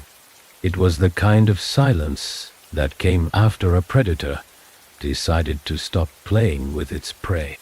And I knew, deep down, that I had made a terrible mistake. I spent the rest of the night in the living room, every light in the house turned on, the leather-bound book from the library clutched tightly in my lap. My arm throbbed where the shard of glass had sliced it, but I couldn't bring myself to clean the wound. The fear of leaving the room, of stepping back into the shadows where the whispers waited, was too overwhelming. Daniel and Lily returned just after sunrise, their laughter breaking the oppressive silence that had hung over the house. When Daniel saw me, pale, trembling, blood still crusting on my arm, his expression turned from confusion to alarm. "What happened?" he demanded, rushing to my side. "Grace, are you hurt?" I'm fine, I said quickly, my voice trembling. Hal, it's nothing. It doesn't look like nothing, he said, gently taking my arm. I do it, she wants tell you. Carry my arm. His touch was warm, grounding, but it did little to ease the icy fear that had settled in my chest. You're bleeding. What happened? I hesitated, the words catching in my throat. How could I explain what had happened in the basement without sounding insane? How could I tell him about the mirror, about the thing that wore my face, without him looking at me like I'd lost my mind? I tripped, I lied, pulling my arm away. It's just a scratch. Daniel didn't look convinced, but he let it drop. Lily, oblivious to the tension, bounded over to me with her usual wide-eyed enthusiasm. Did you see Eliza again? She asked brightly. She said she was going to show you something. I felt the blood drain from my face. What? She said you opened the door. Lily said, her tone so casual it sent a chill down my spine. She said, now you can see. Before I could respond, Daniel stepped in. That's enough, Lily, he said, his voice sharp. Go, wash up for breakfast. She pouted but obeyed, skipping off to the bathroom. Healthy day. Daniel turned back to me, his expression a mix of concern and frustration. What's going on, Grace? He asked. You've been acting strange ever since we moved here. And now, this thing with Lily, it's not normal. I don't know, I whispered, the weight of everything crashing down on me. I don't know what's happening. He sighed, running a hand through his hair. Maybe this move was a mistake. Maybe we should go back to the city. I wanted to agree, wanted to pack up and leave this cursed house behind. But something deep inside me, the same force that had drawn me to the basement, kept me rooted in place. I couldn't leave. Not yet. The day passed in a blur of tension and unease. Daniel stayed close to Lily, keeping her occupied with games and movies, while I barricaded myself in the bedroom with the book. I read every word, searching for answers, for some way to undo what I had unleashed. The entries were fragmented, written by different hands over decades. But one thing was clear. The room in the basement had been sealed for a reason. It wasn't just a place. It was a prison designed to contain something old and dangerous. Something that had been waiting for someone foolish enough to open the door. By the time night fell, I had pieced together enough to know what I had to do. The book mentioned a ritual, a way to seal the door again. But it required a sacrifice. Something precious. Something irreplaceable. The thought of it made my stomach churn. But I couldn't let whatever was in that room stay free. Not with Lily in the house. Not with Daniel. Yunvei. I waited until they were asleep before creeping back to the basement, the book tucked under my arm. The air was heavy, suffocating, as if the house itself was trying to stop me. The door to the basement seemed to loom larger than before, its frame warped and twisted. I hesitated for only a moment before descending the stairs. New beginning, standard was the room was just as I had left it, the circle of ash on the floor, still faintly glowing. The mirror, now shattered, lay in pieces around the room, each shard reflecting a distorted version of me. I avoided looking at them, focusing instead on the book. The ritual was complex, the instructions written in a language I didn't fully understand, but I followed them as best I could, lighting the candles, arranging the symbols, and reciting the incantation in a trembling voice. The air around me seemed to vibrate, the whispers growing louder with each word. And then, just as I finished the final phrase, the room fell silent. The oppressive weight lifted, replaced by a stillness so profound it felt unnatural. I let out a shaky breath, thinking it was over. But it wasn't. The shards of glass began to move, scraping across the floor as if pulled by an invisible hand. They gathered in the center of the room, forming a shape, a figure. It rose slowly, its surface reflecting the flickering candlelight in 1,000 fractured images. It wasn't me, not anymore. The figure tilted its head, its movements jerky and unnatural. "You think you can lock me away again," it said, its voice a distorted echo of my own. "You don't understand. You opened the door. You let me in." Panic surged through me as the figure stepped closer, its reflective surface rippling like water. I backed away, but there was nowhere to go.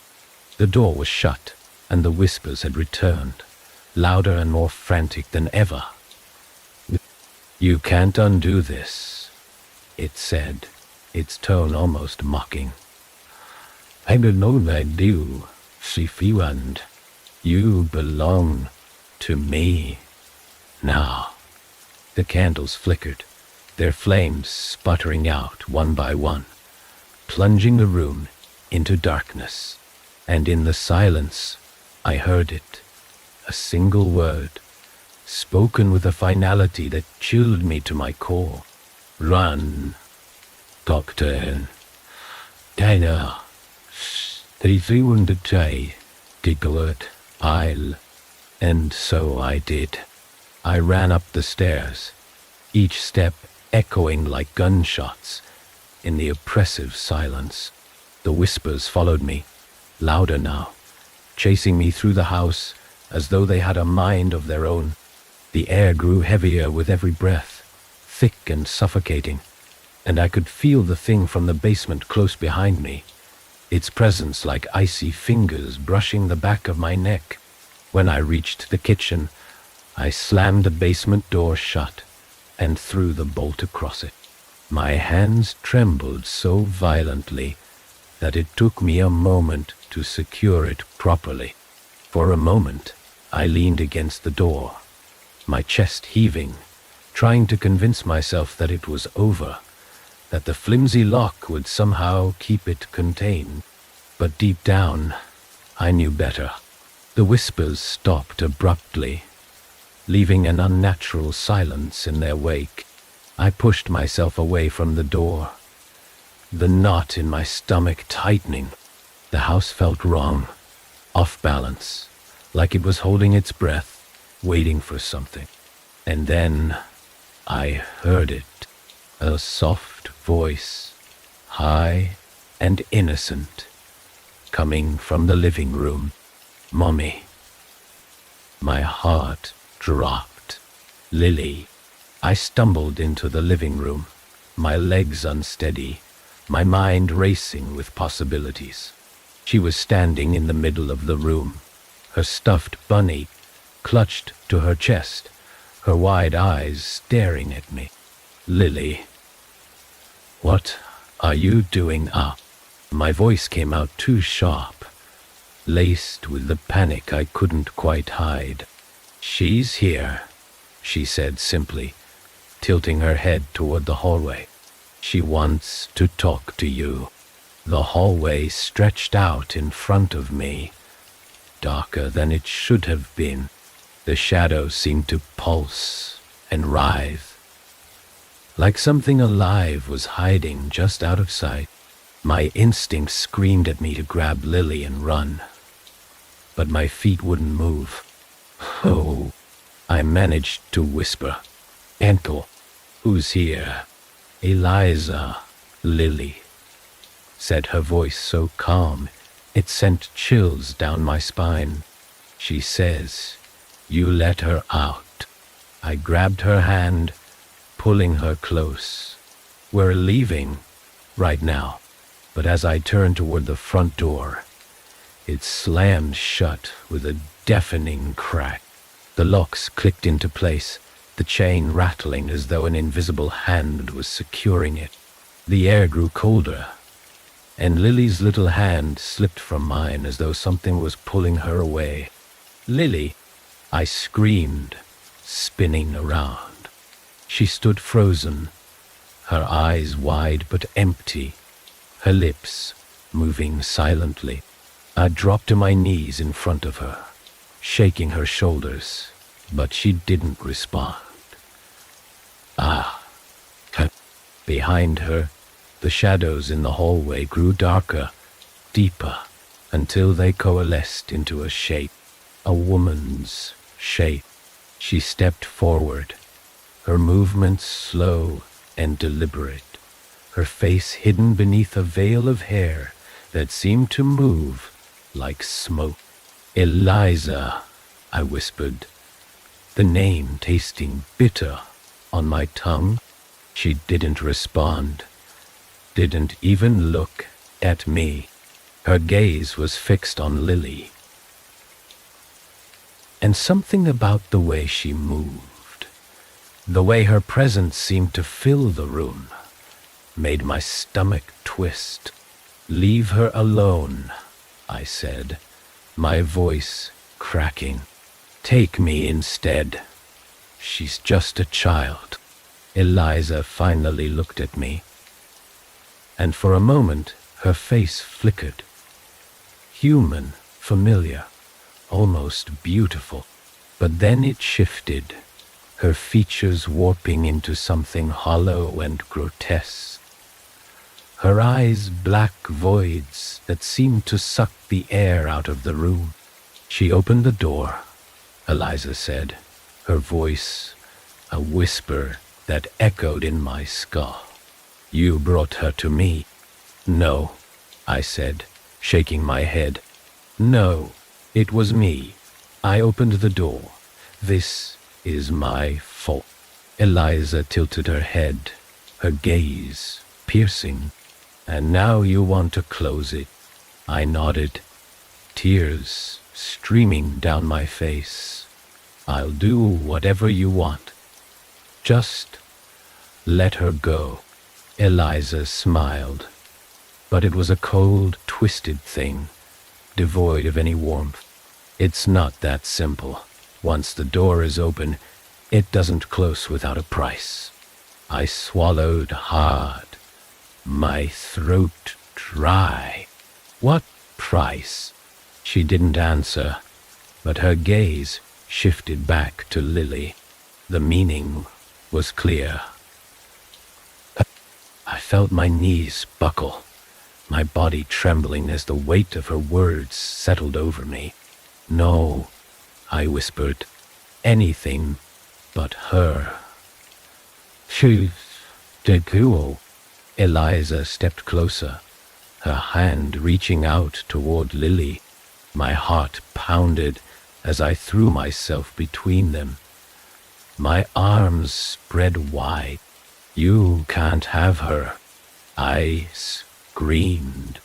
"Take me instead." For a moment, everything was still. Eliza regarded me with an expression I couldn't read, her head tilting slightly, as though she were considering my words. "Very well," she said finally, her voice soft, but laced with something dark. "But once the price is paid, there is no going back." Before I could respond, a shadow surged forward, engulfing me. I felt a cold, crushing weight pressing down on me. The air ripped from my lungs, as though I were sinking into deep water. I couldn't see, couldn't breathe, couldn't think, only feel the overwhelming presence of something vast and ancient surrounding me. And then it was gone. I gasped for air, collapsing to the floor. Enule, ha, ente. The room was silent, the oppressive cold replaced by a strange warmth. I looked up to see Lily standing there, her eyes clear, her expression confused. "Mommy," she said, her voice small and frightened. I reached for her, pulling her into my arms, tears streaming down my face. "It's okay," I whispered, though my voice shook. "It's okay. She's gone." But as I held her, I felt it. The faintest whisper at the edge of my mind, a reminder that the price had been paid. But the debt was far from settled. The house felt eerily calm. In the hours after Eliza disappeared, it was as if the very walls had exhaled, releasing the tension that had pressed down on us since the moment we arrived. Why, but I knew better. Not you. That kind of calm wasn't peace. It was the silence before a storm. Lily clung to me for the rest of the night, her little body trembling against mine as she finally drifted into an uneasy sleep. Daniel stayed downstairs, oblivious to the chaos that had just unfolded. I wanted to tell him, to share the weight of what I had done. But how could I? How could I explain the deal I'd made, the price I'd agreed to pay? The whispers were gone, but they had been replaced by something worse, a presence. It lingered at the edges of my awareness, always watching, waiting. I felt it in the shadows, in the stillness of the air. Halla. And in my dreams, it took shape. I dreamt of the lake, its surface black and glassy, reflecting a sky that pulsed with unnatural colors. I was standing at the water's edge, my reflection staring back at me with hollow eyes. I will do a double tattoo. It smiled, a twisted, knowing smile, before stepping forward and pulling me under. I woke up, gasping, the taste of lake water still in my mouth. View. The room was dark, the faint hum of the heater the only sound. I reached for Lily, but the bed was empty. Panic surged through me as I scrambled to my feet, my heart pounding in my chest. Lily. Lily. My voice was hoarse, trembling. I found her in the hallway, standing in front of the basement door. She was staring at it, her head tilted slightly, her hand hovering just inches from the knob. Lily. I grabbed her shoulder, spinning her around. Her eyes were blank, unfocused, like she was somewhere far away. What are you doing? She's still here, she whispered, her voice distant. She says, you lied. The blood drained from my face. You delay. And blood drained from my face. I pulled her away from the door, holding her tightly. No one's here, sweetheart. You're safe. She's waiting, Lily murmured, her gaze drifting back to the door. She says the price isn't paid. I couldn't stay in that house another second. I carried Lily back to her room, her small frame limp in my arms. She didn't protest, didn't say another word, just stared at the ceiling with those vacant eyes. Once she was back in bed, I went to find Daniel. He was sitting in the living room, his face illuminated by the glow of the TV. He looked up when I entered, concern etched into his features. What's going on? He asked, setting down the remote. You look like you've seen a ghost. I'll be staying. Ghost. I almost laughed at the irony. We need to leave, I said, my voice shaking. Tonight. The tune. Though, he frowned. Grace, it's the middle of the night. What are you talking about? This house, this place. It's not safe. We have to get out of here. He stood, his expression shifting from concern to frustration. You're not making any sense. What's going on? I hesitated, the words caught in my throat. How could I explain what I didn't fully understand myself? But the thought of staying another night in that house, of letting whatever was lurking there get any closer to Lily, made the decision for me. Something is wrong here, Daniel, I said, my voice breaking. Something I can't explain. Please, trust me. We have to leave. For a moment, he just stared at me, his jaw tight. Then he nodded, grabbing his keys from the table. Okay, we'll go to a hotel. Just grab what you need. Relief flooded through me. But it was short-lived. As I turned to head upstairs, the lights flickered. The air grew colder, the kind of cold that seeped into your bones. And then I heard it. The groaning sound from the basement, louder than ever. Daniel looked toward the kitchen, his brow furrowing. What the hell is that? Don't, I said quickly, grabbing his arm. Hey, don't go down there. But he pulled away, his curiosity overriding my fear. It's probably just the heater, he said, heading toward the basement door. Daniel, please. But I followed him, panic clawing at my chest. It's not the heater. I didn't get to finish. The door slammed shut behind him, the sound reverberating through the house. I screamed, pounding on the wood, but it wouldn't budge. Daniel, I shouted, my voice cracking. Open the door. There was no response. The groaning grew louder, the floor beneath me vibrating with the force of it. I stumbled back, clutching the wall for support, my mind racing. The presence was stronger now, filling the house like a living thing.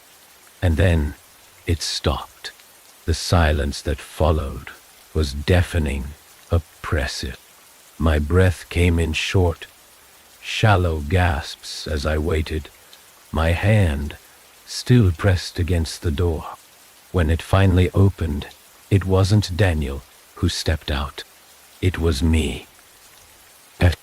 The figure that stepped out of the basement was me, but it wasn't. It moved like me, stood like me, and even wore the same exhausted expression I'd seen in the mirror just that morning.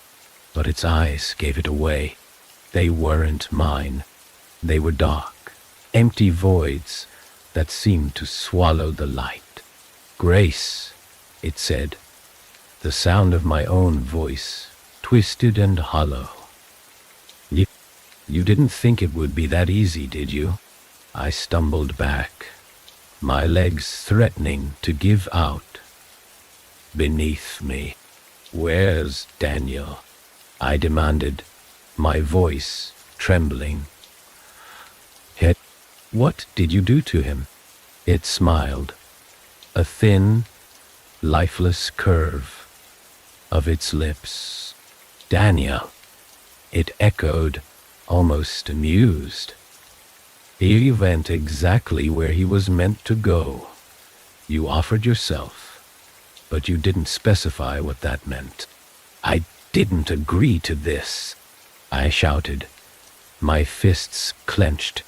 "This isn't what You opened the door," it interrupted, stepping closer. Its movements were deliberate, almost predatory. "You made the deal. The moment you let me in, you became mine." "I'll fix it," I said, my voice desperate. "I'll seal the door. The thing laughed, a sound that sent chills crawling down my spine. "Fix it? Oh, Grace, don't you see? You are the door now. You don't close this. You don't stop this. It's already begun." Lily's voice broke through the thick silence, soft and scared. "Mommy?" I spun around to see her standing at the top of the stairs, her stuffed bunny dangling from one hand. She looked so small, so fragile, and the sight of her standing there sent a surge of determination through me. I turned back to the thing that wore my face. "Take me," I said, my voice steadier now. "Let her go. Let her and Daniel go. And I'll give you whatever you want." It tilted its head, as though considering my words. "You've already given me what I want," it said. "But the child, she's interesting. She sees things, doesn't she? Hears things others don't. A gift like that shouldn't go to waste." "No." I stepped in front of the staircase, blocking its path. "You will gaze at Sklan, and there. She's just a kid. Take me instead." Its smile widened, cruel and mocking. "You think you can bargain with me? You think you have a choice?" The air grew heavy, pressing down on me from all sides. The shadows around the room stretched and twisted, reaching out like fingers. I braced myself, my mind racing for a solution, for anything I could do to stop this. And then I remembered the book. The leather-bound tome was still on the coffee table, where I'd left it. I lunged for it, flipping through the brittle pages with shaking hands. The thing that wore my face watched me, its expression unreadable. "You think some old words will save you?" It said, almost bored. You think you can fight me? I ignored it, my eyes scanning the page for the ritual I'd read earlier. The symbols blurred together, but I found the one I needed. A spell meant to bind, to trap. My fingers traced the lines as I whispered the incantation, my voice growing stronger with each word. The room seemed to shift around me, the air crackling with energy. The figure hissed, its form flickering like static on a broken TV. "Stop!" it screamed, its voice no longer resembling mine. "You don't know what you're doing." But I didn't stop. The words poured out of me, unrelenting. The shadows recoiled, the oppressive weight, lifting as a faint light, began to fill the room. The thing lunged at me, its face contorted with rage. But it couldn't reach me. It was trapped, held back by the invisible force of the spell. The final words left my lips, and the figure let out a piercing scream. Its form twisted and dissolved, pulling back toward the basement like water down a drain. The house trembled, the walls groaning as if protesting the loss of their prisoner. And then, just as suddenly as it began, it was over. The silence that followed was deafening. I collapsed onto the floor, my chest heaving, the book slipping from my hands. Lily was at my side in an instant, her little arms wrapping around me. "Is it gone?" she whispered, her voice trembling. I held her close, tears streaming down my face. "Yes," I said, though I wasn't sure if it was true. "It's gone." But as I sat there, cradling my daughter in the ruins of our living room, I couldn't shake the feeling that it wasn't over. The deal had been made, the door had been opened, and some things couldn't be undone. The house was quiet now, but in the depths of the basement, I knew the whispers were waiting.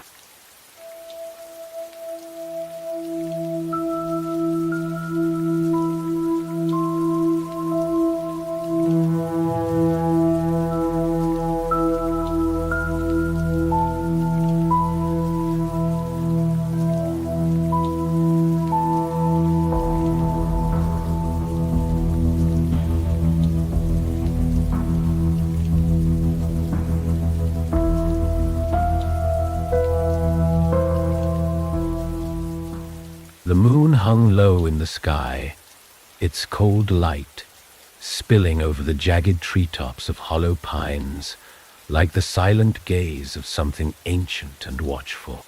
The forest pulsed with a rhythm all its own, the rustling leaves and distant cries of unseen animals weaving together a symphony that felt alive. Deeper within, the darkness thickened, smothering the light and swallowing sound. They had run far, lungs burning, legs shaking, but the whispers never stopped. They didn't echo like normal voices. They seemed to seep out of the air itself, coiling into the ears, clawing at the mind. Chloe clutched her phone tightly, its flashlight trembling in her unsteady hand. Every step felt heavier, the ground beneath her feet soft and untrustworthy, as though the forest was conspiring to pull her under. Max was ahead of her, his breaths ragged but determined. He didn't look back. There was no need to. He could feel it too, the oppressive weight of something unseen. something so vast and ancient that his mind couldn't fully grasp it. His eyes darted to the trees, their shapes shifting unnaturally, branches bending in ways they shouldn't.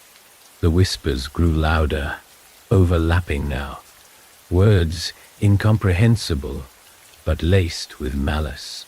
Chloe tripped, her knees slamming into the dirt. The flashlight dropped from her hand, its beam dancing wildly across the forest floor before going still. Her breaths came in short, sharp gasps as she reached for it, her fingers brushing against the cold metal. And she froze. Something was there, just beyond the edge of the light.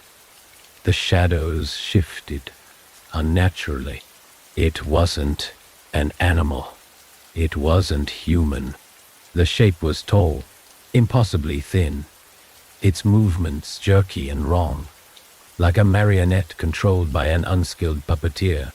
Chloe's lips parted, but no sound came out. Her body refused to move, paralyzed by the sheer weight of its presence. Max turned, his face pale and glistening with sweat. His gaze followed hers, and for a moment they both stared into the darkness. He didn't see it at first, not fully, but the air between them seemed to shimmer, as if reality itself were bending. His gut screamed at him to run, to pull Chloe to her feet and keep moving, but his legs felt like lead. The whispers changed. They became sharper, faster, like a language spoken backward. They burrowed into his skull, rattling his thoughts, filling every corner of his mind with static. He pressed his hands to his ears, but it didn't help. The sound was inside him now, tearing him apart. Chloe whimpered, a soft, broken sound that finally snapped him out of his daze. He lunged forward, grabbing her arm and yanking her to her feet. Her flashlight flickered, the beam briefly catching the thing in the shadows. The glimpse was enough to send ice down his spine. Limbs too long, skin stretched tight over a gaunt frame, eyes like empty voids that sucked in light and gave nothing back. They ran. 1.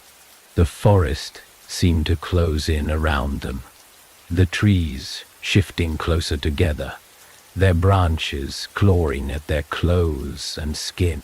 The ground became uneven, roots jutting out like traps, rocks hidden beneath the thick carpet of leaves. Max stumbled, but didn't fall, his grip on Chloe's wrist the only anchor keeping them moving forward. The whispers followed, louder now, an unrelenting cacophony that seemed to pulse with the beat of their hearts. Chloe's phone vibrated in her pocket. A text, a missed call, something trying to connect her to the world beyond this nightmare. But she didn't dare stop to check. And then the light changed. It wasn't moonlight.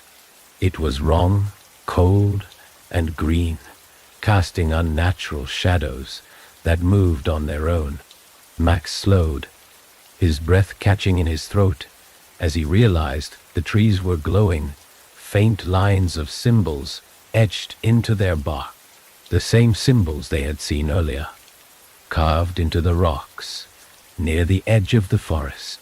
They pulsed in time with the whispers, as if the forest itself were alive.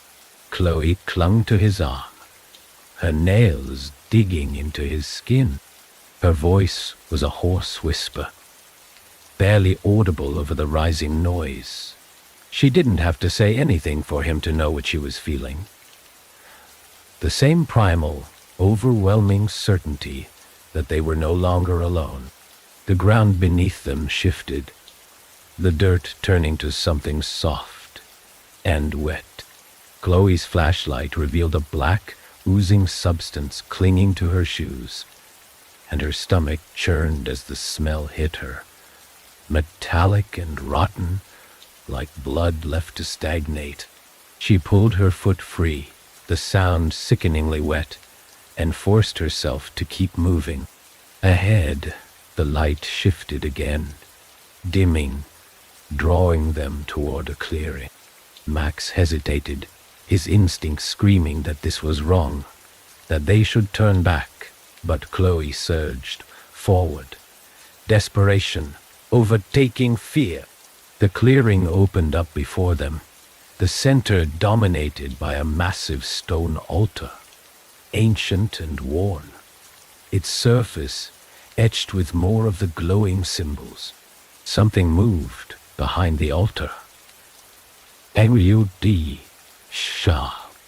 I.D. Chloe stopped short, her breath catching in her throat.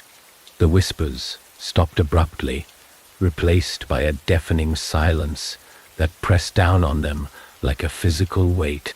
Max took a step forward, his gaze locked on the shadowed figure that loomed just beyond the altar. The figure turned, and the light from Chloe's flashlight caught its face, or what should have been its face. There was nothing there, no eyes, no mouth, just a blank, pale surface that seemed to ripple and shift as if it were trying to form something, anything, to make itself known. Chloe screamed. Chloe twice screamed. The sound broke the silence, shattering the stillness like glass. The whispers returned, louder and more frenzied than before, and the figure lunged forward, its movements impossibly fast. Max shoved Chloe behind him, his instincts taking over as he grabbed a branch from the ground and swung it wildly. The branch connected, but the impact did nothing. The figure didn't even flinch. It reached out, its impossibly long fingers wrapping around Max's wrist, and he felt the cold, searing pain of its touch. His knees buckled, his vision swimming as the whispers filled his head, each word tearing through his mind like shards of glass. Chloe tried to pull him back, but it was too late. The thing turned its gaze, if it could even be called that, toward her, and the world seemed to tilt. The last thing she saw before the flashlight went out was Max's face, his eyes wide with terror, his mouth open in a silent scream. And then there was nothing. The sun was low in the sky when I arrived in Hollow Pines, the faded sign welcoming me with peeling paint, and a slogan that read, "A town steeped in history." The road leading into the heart of the town was narrow and winding, flanked by dense forest on both sides. It felt like driving into another world, one where time had stopped, and something unseen watched from the trees. The town itself was quiet, almost unnaturally so. Rows of old brick buildings lined the main street, their windows reflecting the orange glow of the setting sun. A few locals stood in clusters, their conversations hushed, eyes flicking toward me as I parked near the diner. I stepped out of the car, the air carrying the faint scent of pine and damp earth, and felt the weight of their stares. I wasn't here for small talk. I wasn't here to blend in. I was here for Max, and for Chloe, though I hadn't known her as well. The text Max had sent me 3 days before his disappearance was still burned into my mind. If I go missing, it wasn't an accident. Come to Hollow Pines. Look for the marks. The marks. Liul. The marks. I didn't know what he meant, but I intended to find out. Max had always been the type to dig into things, to chase mysteries no one else cared about. It was one of the reasons we drifted apart after college. But now he was gone, and I owed it to him to figure out why. The diner was small and dimly lit, the kind of place where the locals gathered for coffee and gossip. A bell jingled as I pushed open the door, and a dozen pairs of eyes turned toward me. I ignored the stares and slid into a booth near the back, pulling out my notebook and pen. The waitress, a tired-looking woman with graying hair, approached with a forced smile. "What can I get you?" she asked, her voice flat. "Coffee," I said, glancing around the room. "And information, if you've got it." Her smile tightened. Information costs extra." Envelop. I sighed, pulling a 20 from my wallet and sliding it across the table.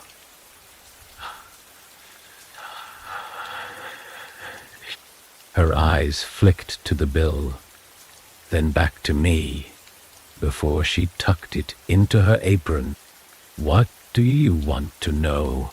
"Max Miller," I said, keeping my voice low. "And Chloe Harper. They went missing a few nights ago." "What happened?" The waitress stiffened, her eyes darting toward the other patrons.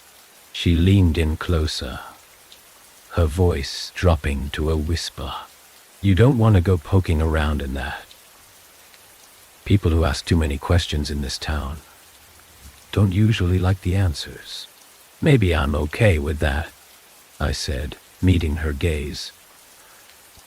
"Just tell me what you know."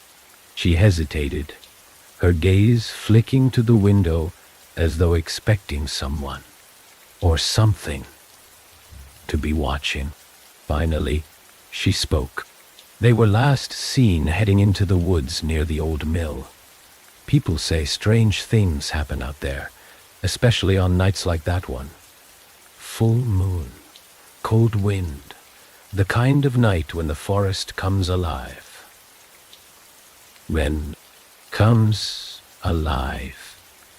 "Unreal?" I asked, my stomach twisting. She nodded, her expression grave. "The marks, they show up on the trees, on the rocks. No one knows who put them there or why. But when they appear, people disappear. The marks. The marks." Max had mentioned them in his text. I leaned forward, my pen poised over the notebook. "And what do the marks look like?" Her voice grew softer.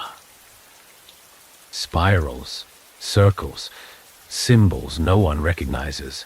They say the marks are a warning, a boundary. If you cross it, you're not coming back." Before I could press her further, the bell above the door jingled, and a man walked in. He was tall, broad-shouldered, with a face weathered by years of hard living. His eyes locked onto mine, and I felt an immediate sense of unease. "That's Sheriff Carter," the waitress whispered, straightening up. "If you're smart, you'll keep your questions to yourself." The sheriff approached my booth, his expression unreadable. "You're not from around here," he said, more a statement than a question. "No," I said, slipping my notebook into my bag. I'm just passing through. Is that so? Gay. His gaze lingered on me, sharp and assessing. Then let me give you some advice. Stay out of the woods. People who go in there don't always come out. I forced a smile, though my heart was racing. Thanks for the warning. He nodded once, then turned and walked to the counter, where the waitress quickly poured him a coffee. I took the opportunity to slip out of the diner, the cool evening air hitting me like a slap. Hola. Tss. My instincts told me the sheriff wasn't just giving a friendly warning. He was watching me, maybe even trying to scare me off. I got into my car and drove toward the edge of town, where the road gave way to gravel and the forest loomed large. The old mill wasn't far, according to the map I'd found online. If Max and Chloe had gone into the woods, that's where I needed to start. The sun dipped below the horizon as I parked near the overgrown path leading to the mill. The air was colder here, heavy with the scent of damp earth and rotting leaves. I grabbed my flashlight and stepped onto the trail. The crunch of gravel beneath my boots, the only sound. The further I went, the darker it became. The trees closed in around me, their branches tangled like skeletal fingers. My flashlight cut through the darkness, revealing glimpses of moss-covered rocks and gnarled roots.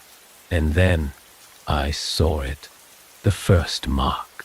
It was carved into the trunk of a massive oak tree, the lines precise and deeply etched, a spiral surrounded by concentric circles with smaller symbols branching out like veins.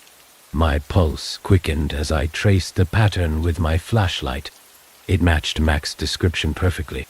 I took a picture with my phone, the flash briefly illuminating the surrounding trees. As the light faded, I noticed something. A second mark, farther down the trail, and another beyond that. They formed a path. Swallowing my fear, I followed the marks deeper into the forest. The air grew colder, the whispers beginning as faint murmurs at the edge of my hearing. They weren't real, I told myself. Just the wind through the trees. But as I reached the clearing, the sound grew louder. The ground was soft and wet beneath my feet, and the smell of decay filled the air. In the center of the clearing stood a stone altar, ancient and weathered. Symbols covered its surface, glowing faintly in the darkness. I felt the weight of the forest pressing down on me, as though it were alive, watching. And then I saw it. Movement in the shadows. Something was here. The clearing felt impossibly silent, the kind of stillness that made every small noise seem deafening. My breath came shallow and uneven, each exhale forming faint clouds in the frigid air. The stone altar loomed before me, its ancient surface covered in spirals and symbols that glowed faintly with an unnatural green light. The marks pulsed, not with a steady rhythm, but erratically, as though reacting to something unseen. And then there was the movement. At first, it was subtle, like the shifting of shadows cast by an unseen flame, but it wasn't the trees swaying, or the light playing tricks on my eyes.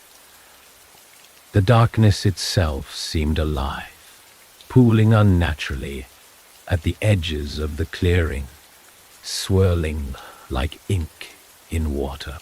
I tightened my grip on the flashlight, the small circle of light feeling pitifully inadequate against the encroaching void. A chill ran down my spine, and I forced myself to step closer to the altar, my boots sinking into the damp, spongy ground. As I moved, the whispering began, soft, unintelligible, like voices carried on a distant wind. They weren't coming from any single direction. They were all around me, circling, closing in. I froze, my flashlight trembling in my hand. "This isn't real," I whispered to myself, though the words felt hollow. "It's just the wind, just the wind." The whispering stopped. The sudden silence was worse. It pressed down on me, heavy and suffocating, making my pulse hammer in my ears. I took another step, the beam of my flashlight sweeping over the altar. Up close, the symbols seemed even more intricate, their glowing lines etched with precision. They felt deliberate, purposeful, like they were meant to hold something in or out. I reached out hesitantly, my fingers hovering over one of the glowing marks. Dan reached out hesitantly, one two word rayos. The air around the altar felt colder, as though the stone were drawing all the warmth from the clearing. The moment my fingertips brushed the surface, a jolt shot through me, not painful but deeply unsettling.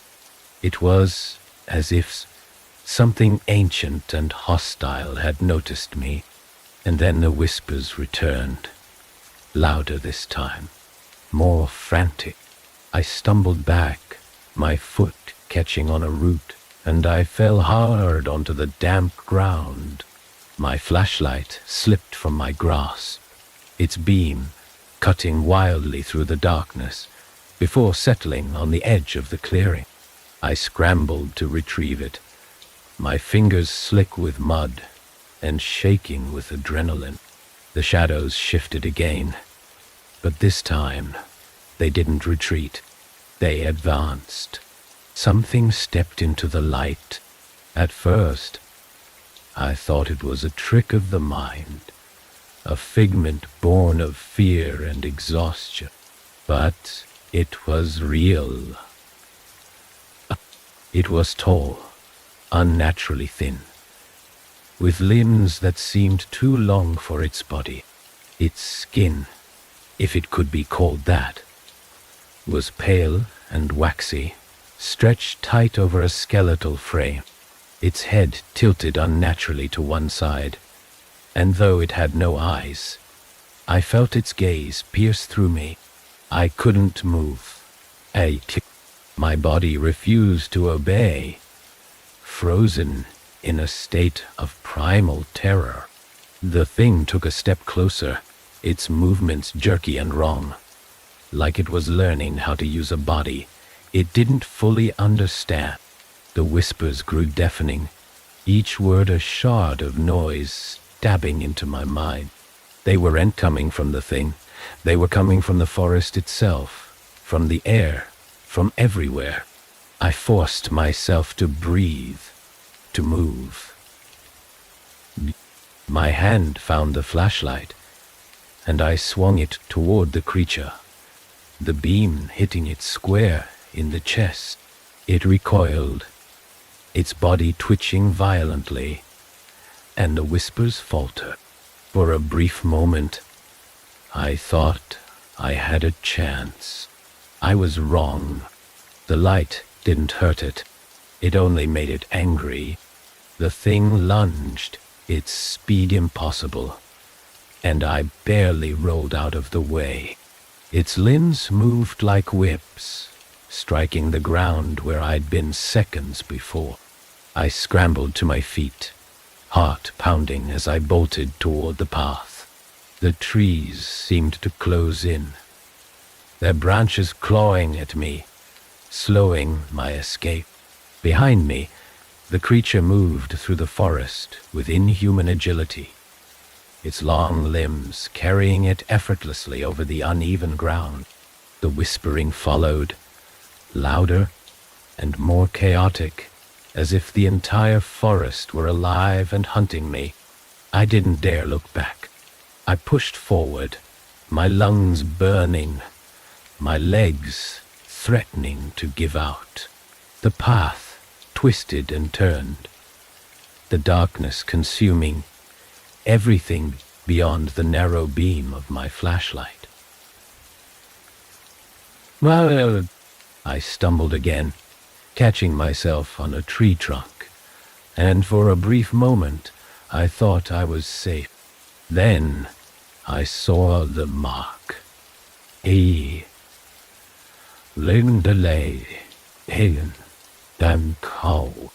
It was carved into the tree in front of me, glowing faintly like the ones on the altar. But this one was different. Larger, more intricate, with lines that spiraled outward like a web. As I stared at it, the whispers changed, becoming a single voice, low and guttural. You shouldn't have come. The voice wasn't in my head. It was behind me. I spun around, but there was nothing there. The forest was still, the darkness suffocating. The creature was gone. The whispers had stopped, but the mark on the tree glowed brighter, its light pulsing like a heartbeat. I didn't wait to see what would happen next. I ran, faster than I thought possible, the sound of my own breathing and the pounding of my heart, the only things keeping me grounded. The path opened up ahead, and I burst out of the forest, collapsing onto the gravel road. The stillness was overwhelming. The forest loomed behind me, its edges dark and impenetrable, but nothing followed. I lay there, gasping for air, the flashlight still clutched in my hand. My mind raced, replaying everything I had seen, every sound, every movement. And then I noticed it. The mark. It was on the back of my hand, faint but unmistakable, glowing softly in the moonlight. I stared at the faint glow on the back of my hand, my breath catching in my throat. The mark pulsed faintly, its light dim but steady, as though it had a life of its own. The lines were intricate, spiraling outward in patterns that felt deliberate, intentional. I tried to wipe it away, my fingers smearing dirt and sweat across my skin, but the mark didn't budge. It wasn't drawn on. It was a part of me now. The forest loomed behind me, silent and oppressive, its darkness almost tangible. Every instinct I had screamed at me to get up, to move, to put as much distance as possible between myself and whatever was waiting in those trees. But my legs felt like lead, my muscles refusing to obey. The mark on my hand was cold, like ice pressed against my skin, and the chill seemed to spread, seeping into my veins. I forced myself to stand, my knees wobbling, as I stumbled back to my car. The gravel crunched beneath my boots, the sound far too loud in the stillness. My hands shook as I fumbled with the keys. finally unlocking the door and collapsing into the driver's seat. For a moment, I just sat there, gripping the steering wheel, trying to steady my breathing. The mark didn't hurt. It didn't burn or sting, but its presence was suffocating. I couldn't stop looking at it, couldn't stop tracing the lines with my eyes. Each spiral and curve drawing me deeper into something I didn't understand. I turned the car on, the headlights cutting through the dark, and forced myself to drive back toward town. The road was empty, the trees lining the sides like silent sentinels. My knuckles were white against the steering wheel, my mind racing with questions I couldn't answer. What had I stumbled into? What was this mark? And most importantly, what did it mean for me? Hollow Pines came into view, its quiet streets bathed in the dim glow of streetlights. The town felt different now, its quaint charm overshadowed by an oppressive weight that I hadn't noticed before. I pulled into the parking lot of the motel where I was staying and sat there for a long moment, staring at the flickering neon sign. The mark on my hand pulsed again, faint but insistent, as if urging me to move. I locked the door to my room behind me, leaning against it as I exhaled shakily. The small space felt suffocating, the air too still, the shadows too deep. I set the flashlight on the nightstand and turned on every light in the room, desperate to banish the darkness. My bag sat on the bed, the notebook sticking out of the front pocket. I grabbed it, flipping to the page where I jotted down the waitress' words. The marks are a boundary, a warning. Ah, that is. My stomach churned as I stared at the phrase. If the marks were supposed to keep people out, what did it mean? That one was now on me.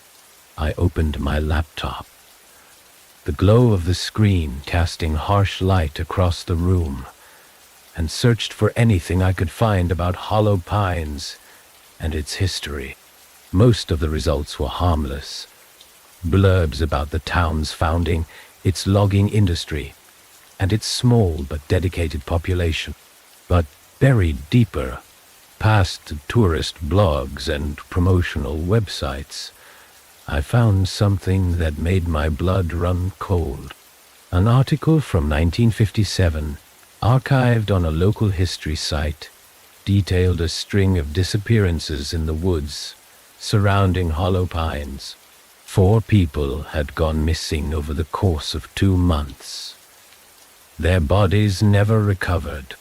The only clue left behind was the same glowing spiral symbol, etched into the trees near where they were last seen.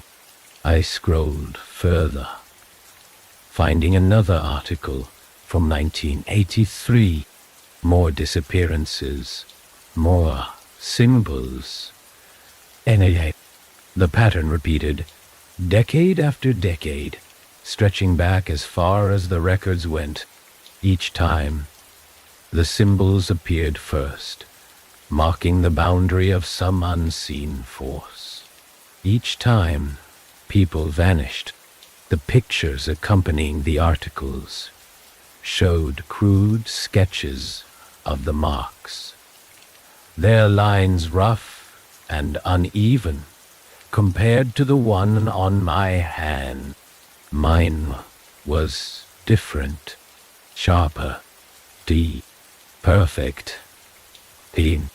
I traced it with my finger, the cold sending another shiver down my spine. My laptop battery, warning, beeped, jolting me out of my thoughts. Yet, I plugged it in, the cord shaking in my grip, and glanced at the clock. It was just past midnight. The motel room was silent, except for the faint hum of the mini fridge. But the stillness was unnerving. It felt like the quiet wasn't natural, like something was holding its breath. A knock shattered the silence, sharp and insistent. I froze, my heart leaping into my throat. The knock came again, louder this time, followed by a voice that made my blood run cold. Open the door. It wasn't angry or threatening. It was calm, even, almost polite, but there was something wrong with it. Something inhuman about the way the words hung in the air. I didn't move. My body wouldn't let me. The knock came again, harder now, rattling the door in its frame. Open the door, Grace. My name. Hubel. The sound of it sent a jolt of terror through me. I hadn't told anyone in Hollow Pines my name. My breathing quickened, panic clawing at my chest. Manan, the voice came again, softer this time, almost pleading. You can't hide. You're marked. I backed away from the door, my eyes darting to the window. The curtains were drawn, but faint shadows shifted against the fabric, moving unnaturally. I reached for my phone, my fingers trembling as I dialed the only number I could think of. Millibars. I killed the sun. Nuriel Nurir. It rang twice before someone picked up. This is Sheriff Carter. The voice on the other end said, gruff and tired. Sheriff, I whispered, my voice shaking. Someone's outside my room. There was a long pause. Then he said, don't open the door. The line went dead. The silence that followed was deafening. A void where the sheriff's voice had been. The line was dead. The call cut off. But I didn't dare lower the phone. My fingers clenched it so tightly that they ached, the faint hum of the disconnected line buzzing in my ears. Ah, the knock came again, louder this time. The door shuddered in its frame, the sound reverberating through the tiny motel room. My stomach churned as the voice followed, soft but insistent. Grace, open the door. Gail video. Steph, Almain, Eden and she. Carl Gerder. It wasn't human. Not really. It sounded like someone trying to imitate a human voice. Too smooth, too measured. Each word landing in perfect rhythm. My name, so personal and familiar, was wrong in its mouth. I backed further into the room, my mind racing for something, anything that could help me. The curtains shifted, the faintest ripple against the still air. My eyes darted to the window, the thin fabric doing little to block the view of whatever was outside. A shadow moved, slowly, deliberately, and I swore I heard it breathing. The mark on my hand flared cold, a sharp, biting sensation that made me wince. Leave me alone, I whispered, though my voice was barely audible. The knocking stopped. For a moment, the world held its breath. The shadow at the window stilled. the air heavy with anticipation. My pulse thundered in my ears, and I dared to hope, for the briefest second, that it was over. Then the door handle rattled. My heart leapt into my throat as the knob twisted, the lock clicking faintly under the pressure. I hadn't bolted the deadlock. I'd been too panicked when I'd come inside. Now, I cursed my carelessness as the door creaked, the thin chain the only thing keeping it closed. "Grace," the voice said again, now closer, more intimate. "You're making this harder than it needs to be." I didn't respond. My back hit the far, and I grabbed the nearest thing I could find, a lamp from the nightstand.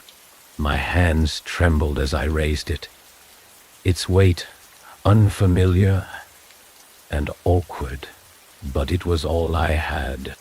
The door shuddered again, the chain groaning under the strain. The mark on my hand burned colder, the pain spreading up my arm. I gritted my teeth, trying to ignore it, but it was relentless, a pulsing ache that felt alive. The air in the room seemed to thicken, pressing against me, filling my lungs with something heavy and oppressive. And then the whispers began. They were faint at first, barely audible over the blood rushing in my ears. But they grew louder, overlapping in a chaotic symphony of voices that seemed to come from everywhere and nowhere. Words I couldn't understand, spoken in tones that made my skin crawl. They weren't coming from the thing at the door. They were inside the room. Hi. The light flickered, the glow from the bedside lamp stuttering as the air grew colder. My breath misted in front of me, each exhale quick and shallow. I turned in place, my eyes darting to every corner of the room. But there was nothing there, just shadows that seemed darker than they should have been. The door slammed against the chain, harder this time. This time, the force shook the frame, the chain straining under the impact. I tightened my grip on the lamp, my knuckles white, and took a shaky step toward the door. "Go away," I shouted, my voice breaking. The whispers stopped. Envelop, stupid dude. The silence was worse. Edigay, al, comupang. The silence was worse. It was thick and unnatural, a void that swallowed every sound. The thing at the door didn't move. The shadow at the window didn't stir. Even the air felt still, as though the world itself had paused. And then, slowly, the door creaked open.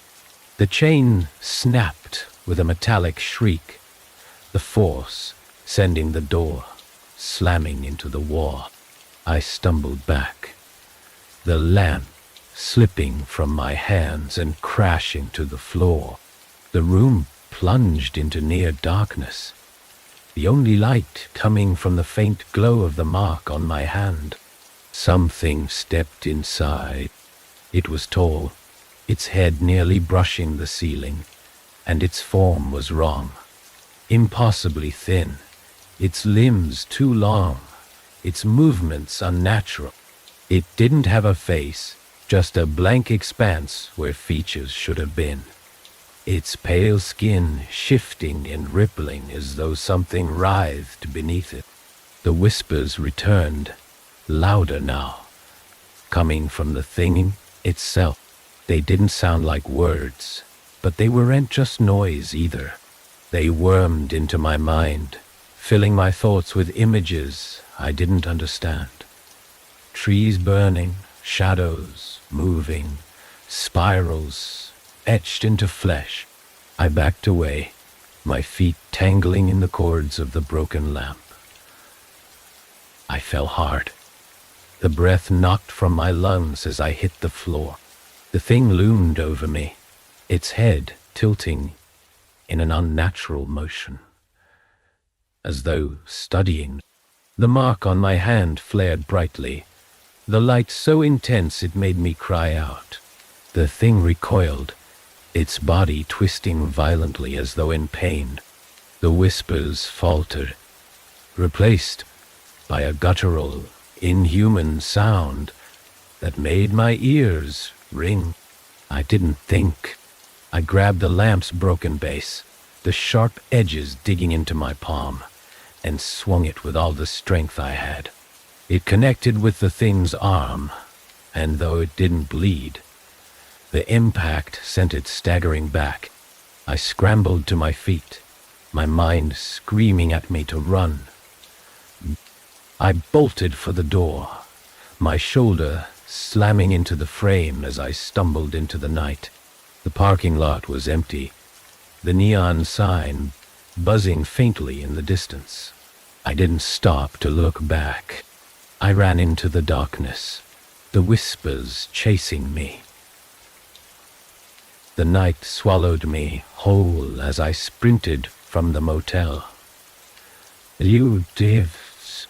The air was cold and biting, each breath searing my throat as I ran blindly, the broken gravel of the parking lot giving way to the uneven dirt of the roadside. I didn't know where I was going. I just knew I had to get away. Behind me, the whispers persisted, faint but growing, like they were gaining ground. The trees loomed ahead, their skeletal branches reaching into the night sky. My legs carried me forward, the adrenaline masking the ache in my muscles. The forest wasn't safety. I knew that. But it was dark and dense, and in my panic, it felt like my only option. The path narrowed as I plunged deeper, the underbrush snagging at my clothes, the ground slick with mud. The whispers grew louder, overlapping and chaotic, as if they were pushing against the walls of my mind. I clutched the mark on my hand instinctively, the cold glow seeping through my fingers. The pain had dulled, but the presence of it was worse. A constant, gnawing reminder that I was tied to whatever was hunting me. The path twisted sharply, and I stumbled, catching myself on the rough bark of a tree. My flashlight was gone, lost somewhere in the chaos of the motel room, and the pale light of the moon barely penetrated the canopy above. The forest felt alive, the trees leaning in closer, their shadows moving in ways that defied the wind. I leaned against the tree, gasping for air, and strained to listen. The whispers had stopped. The silence pressed against my ears, heavy and suffocating. My pulse hammered as I scanned the darkness, searching for any sign of movement. And then I saw it. At first, it was just a glimmer, a faint shimmer of light reflected off something impossibly black. It moved slowly, deliberately, the shape of it wrong, as if it were folding in and out of itself. The thing stepped into the clearing ahead, its blank face tilted toward me. I didn't wait. I turned and ran, my feet slipping on the uneven ground. The forest closing in around me. The whispers returned, louder and more frenzied, and I realized They weren't just following me. They were everywhere. The trees seemed to hum with them, their trunks vibrating faintly, as if alive. The ground sloped sharply downward, and I slid, my body hitting the earth hard. I tumbled, the world spinning in a blur of shadows and moonlight, until I hit something solid. Pain flared in my side, but I forced myself to sit up, blinking away the stars in my vision. I had landed in another clearing, this one smaller and darker, the trees crowding in like spectators. At the center was another altar, nearly identical to the one I'd seen before. The symbols on its surface glowed faintly, their light casting eerie patterns on the surrounding trees.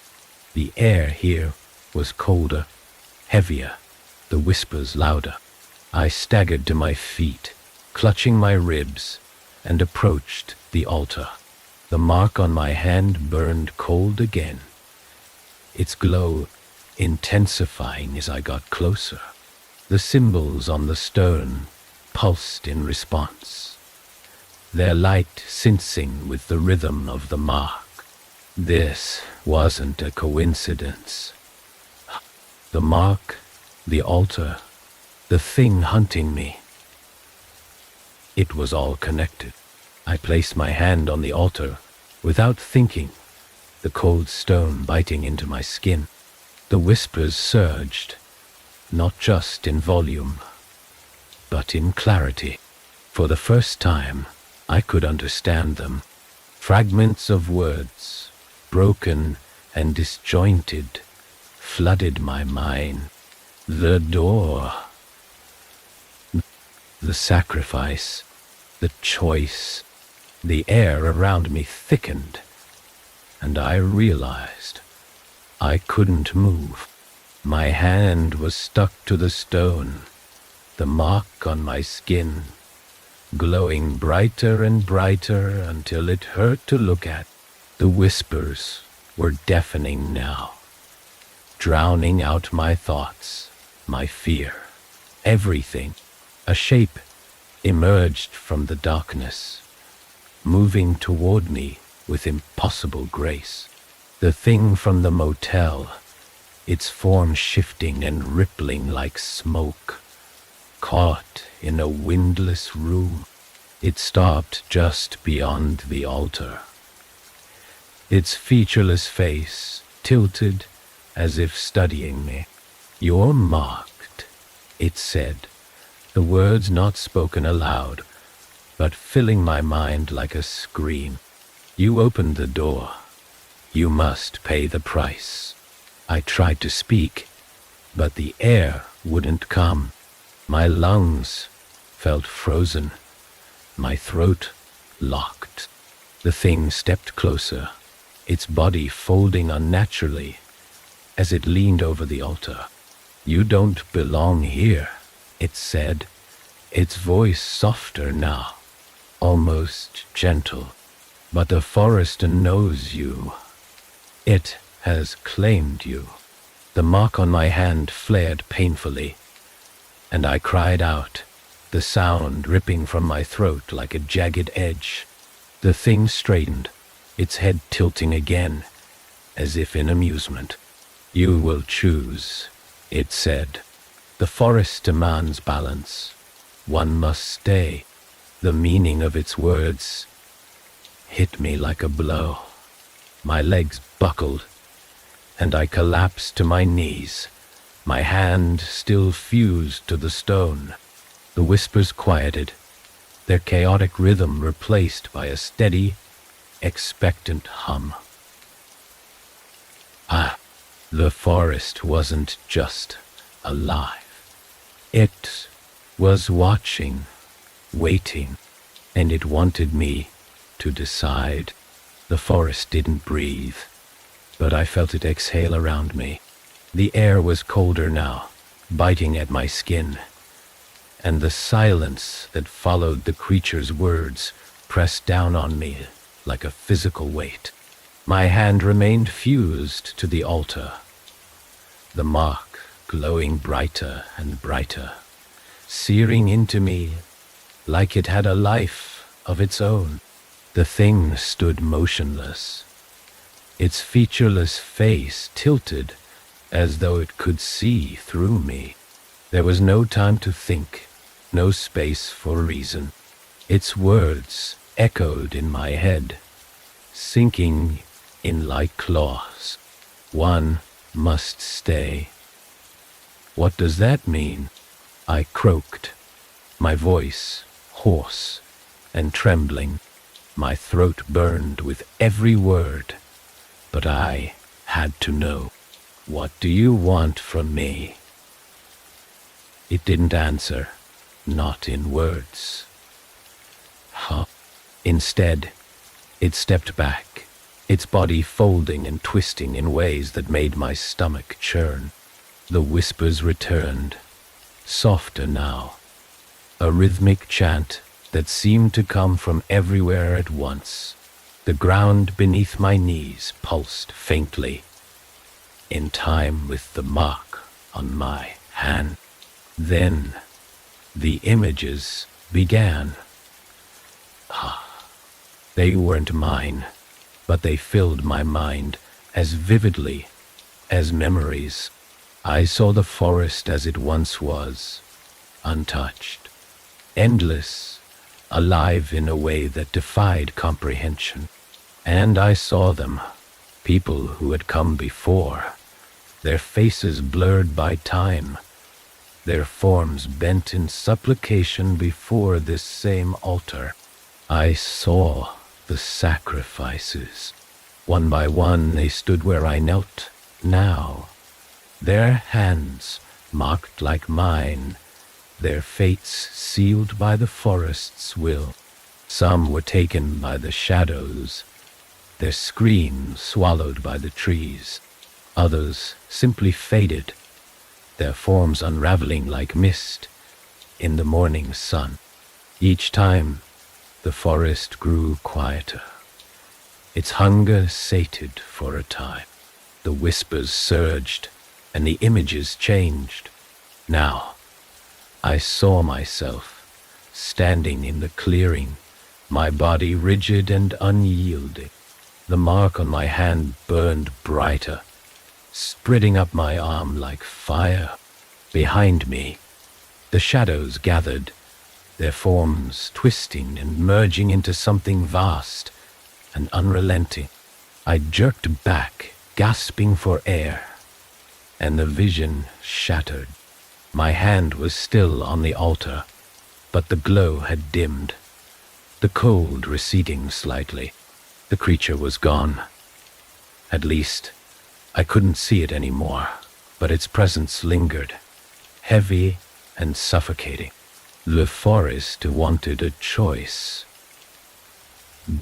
It wanted me to decide. Pollution had decide. No, I whispered, shaking my head. My knees scraped against the stone, the rough surface cutting into my skin. This isn't real. This can't be real. The whispers rose, louder now, more insistent. The mark on my hand pulsed again, a sharp, stabbing pain that made me cry out. The forest didn't care about my disbelief. It demanded something, someone. And it wasn't going to let me go until it had what it wanted. I pushed against the altar, trying to free my hand, but it wouldn't budge. The cold was back, spreading up my arm like frost. Panic surged through me, hot and frantic, as I yanked harder, my muscles straining. Let me go, I shouted, my voice cracking. You can't make me do this.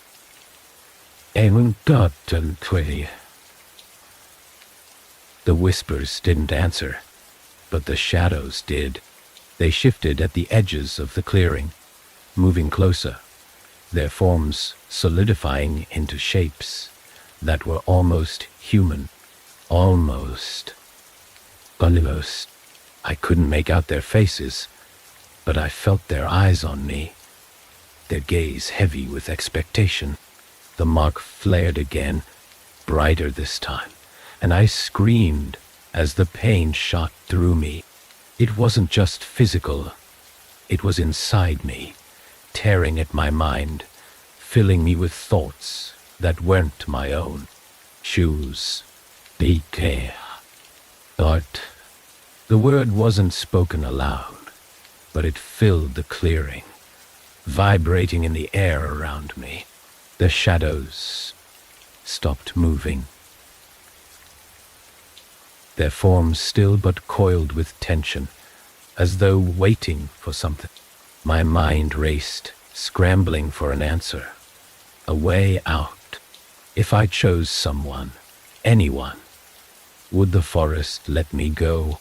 Was that the price it wanted, or was this some cruel trick? A game I was destined to lose, no matter what. The whispers grew louder, and the mark pulsed one final time. I felt my body go rigid, my breath freezing in my chest. The shadows closed in, their presence suffocating, and I realized the truth. It didn't matter what I chose. The forest had already made its decision. The mark on my hand burned brighter than ever, its glow blinding. The altar beneath me hummed with power, the stone vibrating faintly as the light consumed everything around me. The shadows dissolved into the light, their forms unraveling like threads pulled from fabric. And then it was gone. Out. The light, the whispers, the cold, all of it vanished in an instant, leaving me kneeling in the dark, my hand still pressed against the now lifeless altar. My chest heaved as I gasped for air, the weight in the clearing finally lifting. But the mark remained. I stumbled to my feet, my legs shaking as I backed away from the altar. The forest was silent now, the oppressive presence gone, but I didn't feel relief. The mark on my hand was still cold, its glow faint but steady. It wasn't over. It would never be over. Sewage.